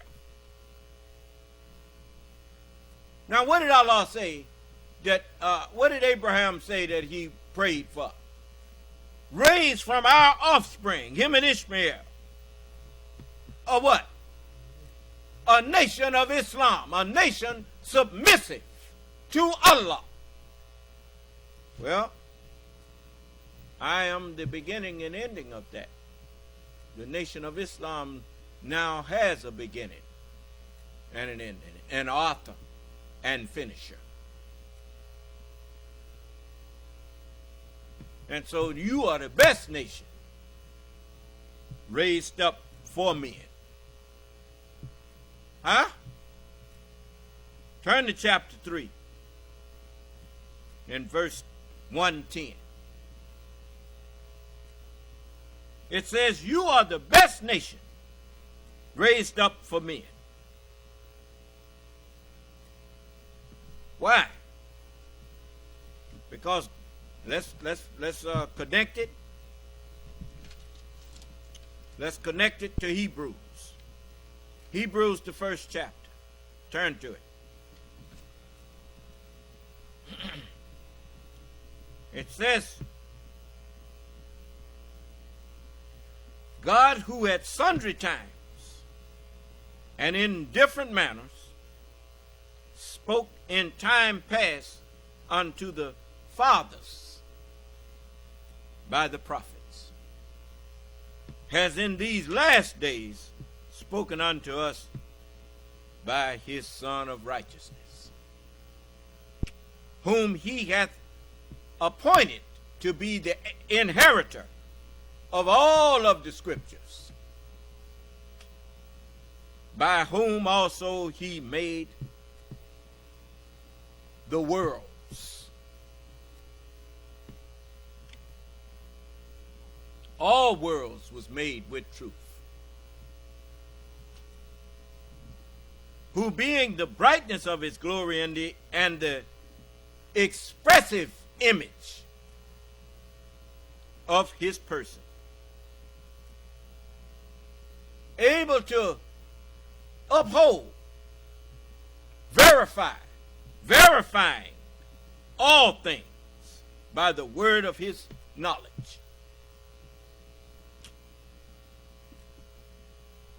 When he had by himself removed our sins, set down on the right hand, Son of Man, sit on my right hand of the majesty on high, on the truth. When I sit on the truth, I make the truth manifest to you like a light bulb sitting on an electric current. Do you understand? It manifests the light-giving properties of the current that you don't see. Now, look at the 8th verse. It says, but unto the Son he saith, thy throne, O God. Now he's calling me the Son and God at the same time. Huh? Thy throne, O God, the mind that's in you is forever and ever. A scepter of righteousness. He shall rule all nations with a scepter of iron, with a rod of iron, a righteous rod of iron. Huh? And it says, a scepter of righteousness is the scepter of thy kingdom. That's why I'm called the Son of Righteousness. Then it says, thou hast loved righteousness and hated iniquity. It says, thou hast loved good and hated evil. Now go to the 110th verse of the 3rd chapter. It says, you are the best nation raised up for men. You enjoin goodness and forbid evil. That's because the head of you, loves goodness and hates evil. Do you understand? And you believe in the truth. You believe in Allah. Allah is the truth. And if the people of the book had believed, if the ones that the Bible and the Holy Quran was given to before you, if they had believed, it would have been better for them. Some of them are believers, but most of them are transgressors. Was running around here teaching people that the Mahdi was going to be an Arab. They didn't know what they was talking about. They were trying to tell you that the Mahdi is going to be from the family of Muhammad, but they didn't know what Muhammad's family was, even though it's right there in the book. When Noah said, my son is of my family, Allah told him he is not of your family. He is the embodiment of unrighteous conduct. When Jesus was told, your mother and your brethren are out there wanting to speak with you, he said, who is my mother? And who are my brethren? Whosoever do the will of my Father, that's who my family is. I'm the family of Muhammad. I'm in that family of Jesus, Moses, David, and Solomon. We are all of the same family. What is the root word of familiar? What is it? Family. If I'm not of their family, why am I familiar with their words? And you are not. I'm grafting you into the family now if you got sense enough to humble yourself. All right, that's enough for tonight. I'm through wearing myself out just to reach you that I should have been unreached you by now. That's 2.5 hours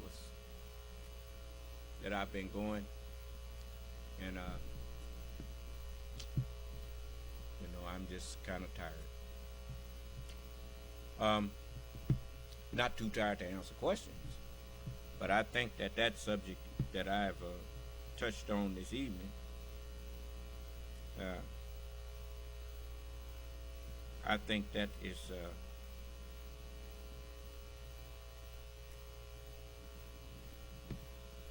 that's a good thing to end on. Leave something on your mind. I'm so happy to see, to show you that just because you didn't hear and see President Biden and his administration admonishing Israel and Netanyahu don't mean that they wasn't saying anything. It's just that out of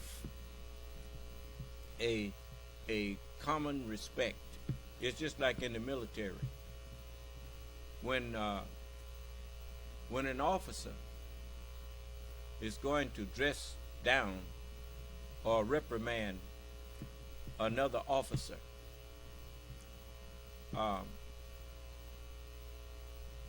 he will not do it in a public arena so as not to undermine the authority of that officer in the eyes of those that he still has authority over. Do you understand? Only under extreme circumstances will a superior officer reprimand a subordinate officer in the presence of his men. It has to be severe and extreme circumstance. That's why when I heard Kamala Harris say that there has to be a ceasefire immediately and no excuses, I say, it's done got kind of rough now. if Netanyahu better listen. I did hear you. Now, if he don't listen, well, that's on him. You know, but President Biden is no pushover. You know, he just he's been in that arena long enough to know how to send a message and be heard by someone who got some sense. Do you understand? Okay.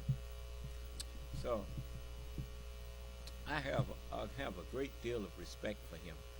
He earned my respect the way he conducted himself as vice president, because I know Mitch McConnell and all of them tried to pull him to the side and get him to embarrass Barack Obama. I know they tried to do that. It's just like what people tried to do to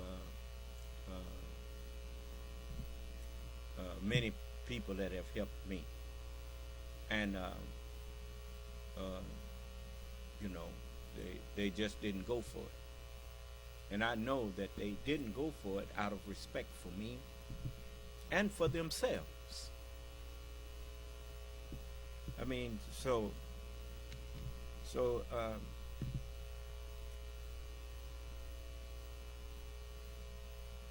as I look at Netanyahu doing what he's doing over there, knowing that it's causing the world to look at Israel in a way that is losing the respect that people may have had for Israel, tells me that Netanyahu is the enemy of Israel, and by association, he's the enemy of the United States and the allies. No wonder he's so, they said he had friendly relations with Putin. And so how does a head of state of a democratic republic become friends with a dictator? How does that friendship work? For a dictatorship is completely an antithesis to, is that the right word? You know more about this language in many ways than I do. So, I mean, I use these words, but if I use one wrong, you let me know. But that a dictatorship is the antithesis of a democracy. So how does the head of state of a democracy or a democratic republic become the friend of a dictator?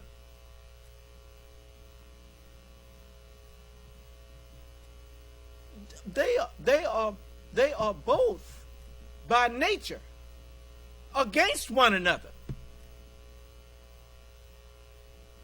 Okay.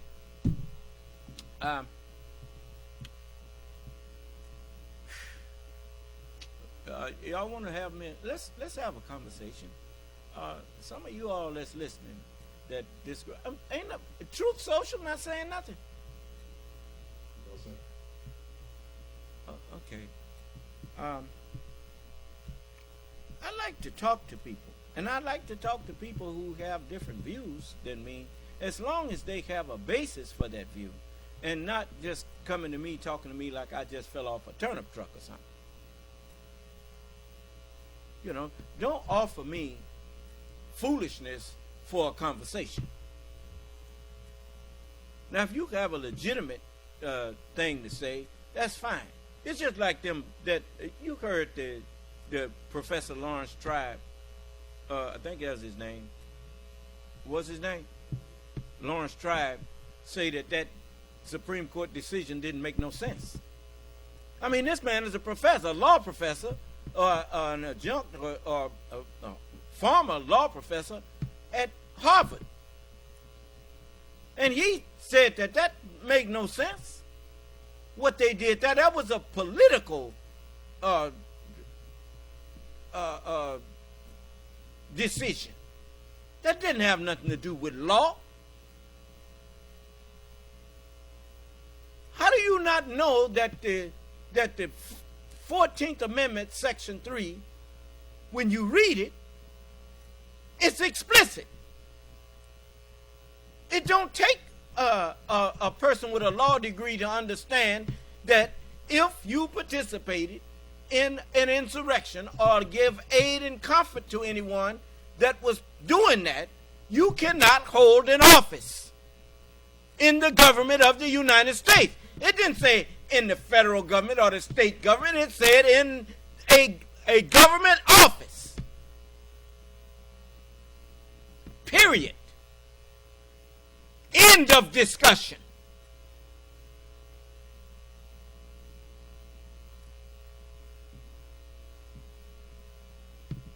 So what they doing? What did they say? Putin is playing chess. Did you see what was it? Independence Day? They say they're using our own satellite systems against us. Remember that? They're using your own government positions against you.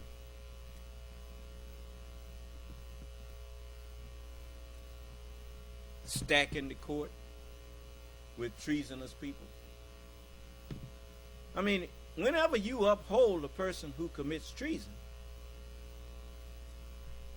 you are a traitor and a treasonous person yourself. Do you understand?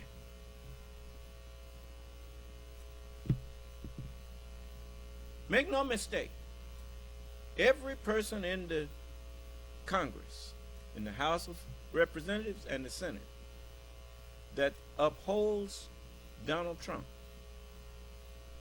is a traitor to the United States. Look, it's certain things that you either are for or you are against. Anyone who claims to be a patriot, it's no way you can condone someone who took the oath of office and betrayed his oath. You remember Rusty Bowers? He told them, I voted for Trump,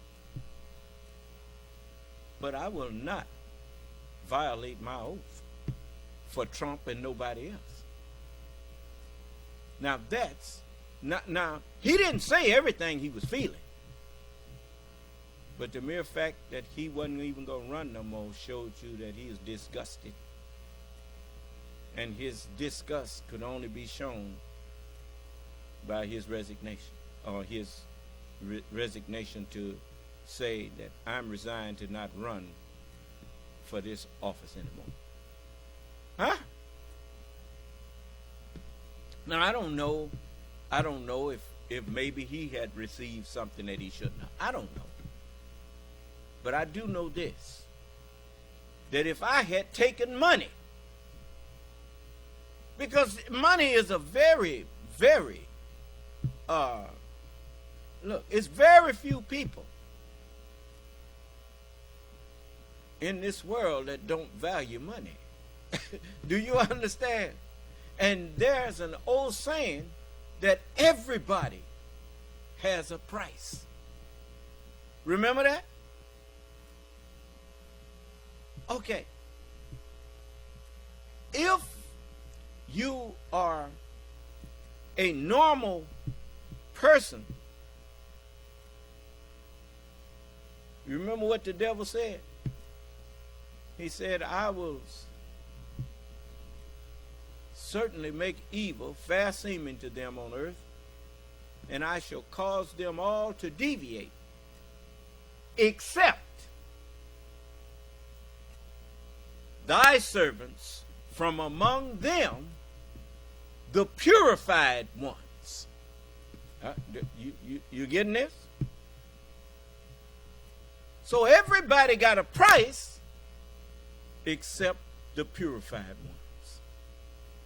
It's just like, they know they can't buy me. Then you ain't got nothing to offer me that's going to make me decide to follow you in your wickedness.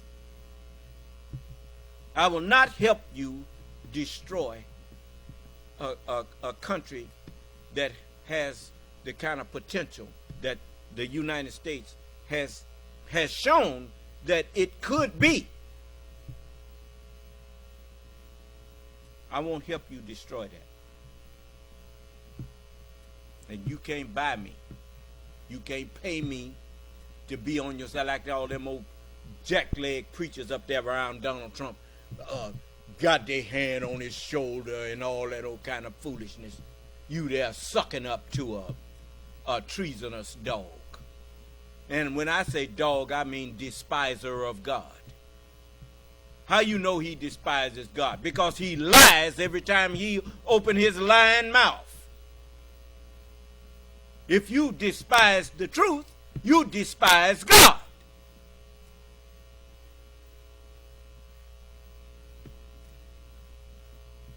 That Farrakhan over there supporting that. You ought to be ashamed of yourself, brother. And I use the term brother not because that's what you are now, but I remember when you may have used to been a true brother. I don't know what done happened to you.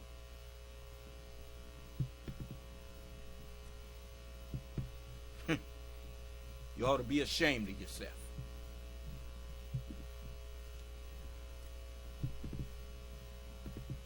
Just to hold on to being called a national representative, you threw the messenger away for W.D. Muhammad, and then you turned on him.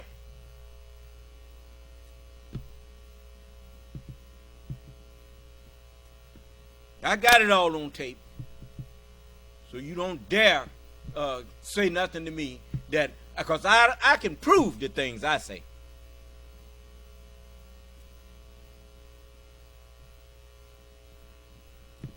So, but just like the young man that was on there with Miss Cheney, what was his name? Mr. Kinzinger, Adam Kinzinger. I don't know. You know, people will get you in a position and try to blackmail you into selling your country out, or they gonna tell on you. Tell them to hell with you. Tell on me. But I sure ain't gonna help you tear up my country. You're supposed to have enough patriotism in you that no matter what you did in a drunken state or in a time where that's embarrassing to you now, you should never let people blackmail you into betrayal of your own nation. No. You ain't got enough on me to make me do that. I don't know nothing to make me do that. My life and my death is all for Allah.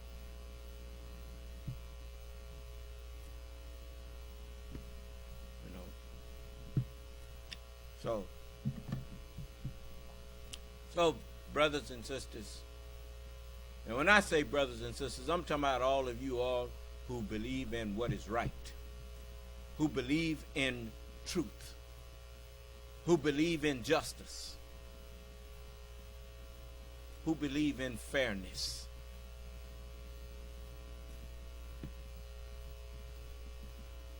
If that's what you believe in, you are my brothers and sisters.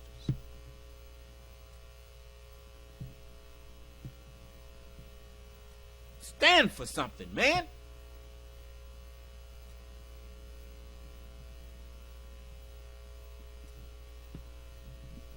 Let me tell you something. Anybody who stands for something that is wrong and unjust, you are a fool to think that that person is your friend.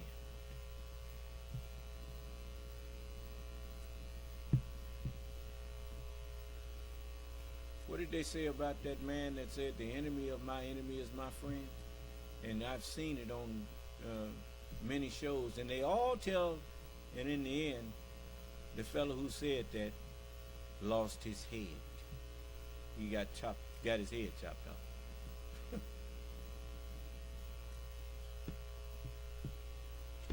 People who mean you no good, they will pretend friendship to you if they can get you to cooperate with them in something that they want to do, and they can use you. Well, they will use you, and they will smile in your face.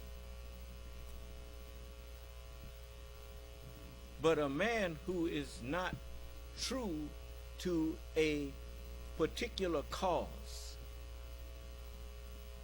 cannot be true to a particular person, place, or thing.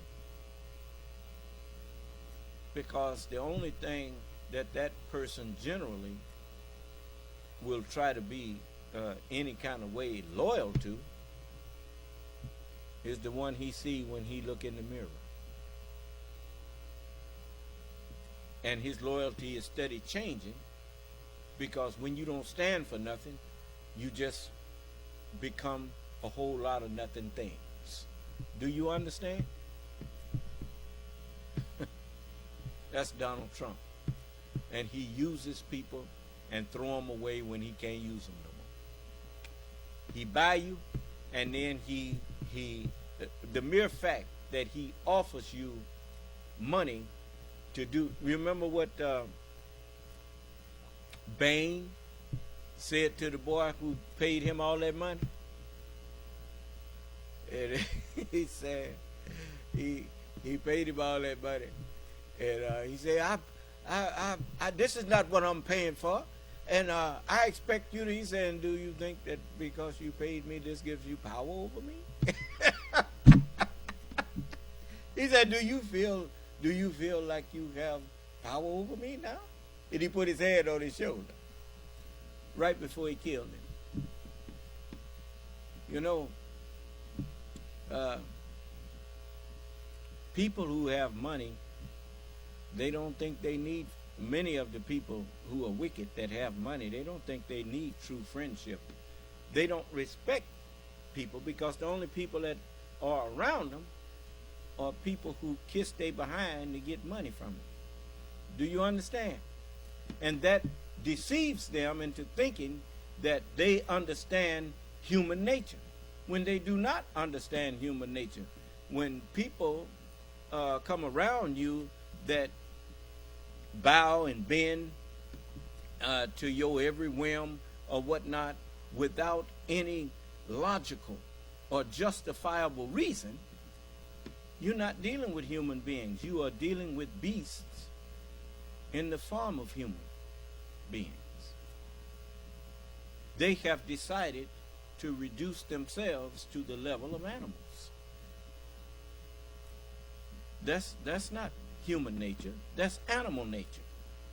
Like a dog, you can kick him, you can do whatever to him, as long as you throw him a treat every now and then, and he will wag his tail and lick your face and lick your feet and do whatever. That's the way dogs do. Human beings are not such.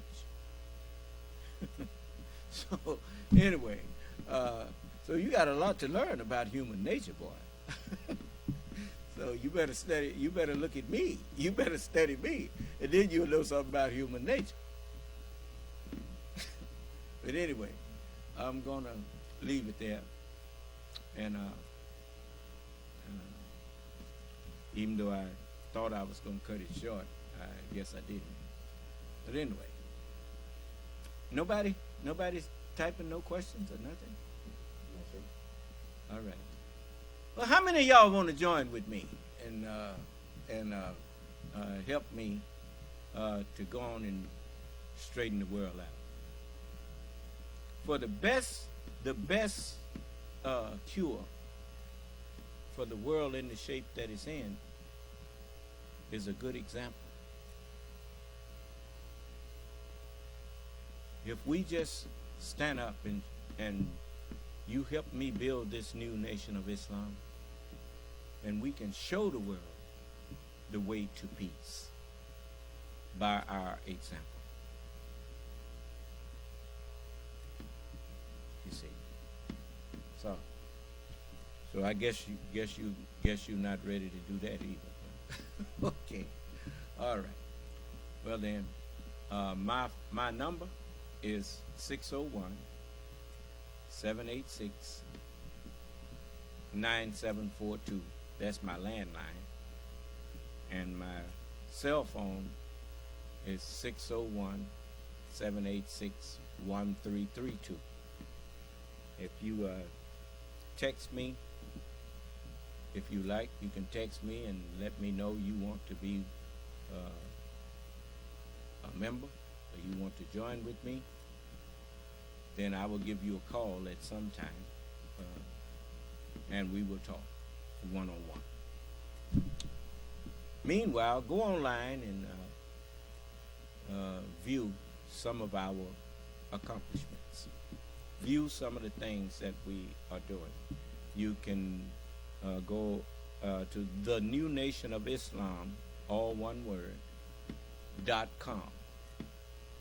And that will take you to our site, and you can go to the progress section and see some of the things we have been doing. And so may Allah bless us, keep us safe and in our right minds, and grant to us an understanding of what He wants us to do. You know, I don't rush you into joining with me. I say, listen, ask questions until you are totally satisfied that I'm not a liar, that I'm not a pretender. And then if you say you are with me, mean it. And then we will work together and heal the world. For the scripture says, unto you that fear my name shall the Son of Righteousness arise with healing in his wings. That means the wings of my mind. And the reason why it calls them wings is because I have Jesus, Moses, David, Solomon, all of the messengers of God's words are in my brain. And they create wings, like in a hospital, they have different wings that they send you to depending on what's wrong with you. And depending on what your problem is, will determine which wing of my mind or which messenger of God's words that I will speak to you with to bring about healing of you. So all praise is due to Allah. So, may Allah bless us and keep us safe and in our right minds, and grant to each of us who believe in His word a peaceful and pleasant night's rest and sleep, a happy, peaceful, and pleasant morning's rise, and a peaceful life. May Allah's salam alaikum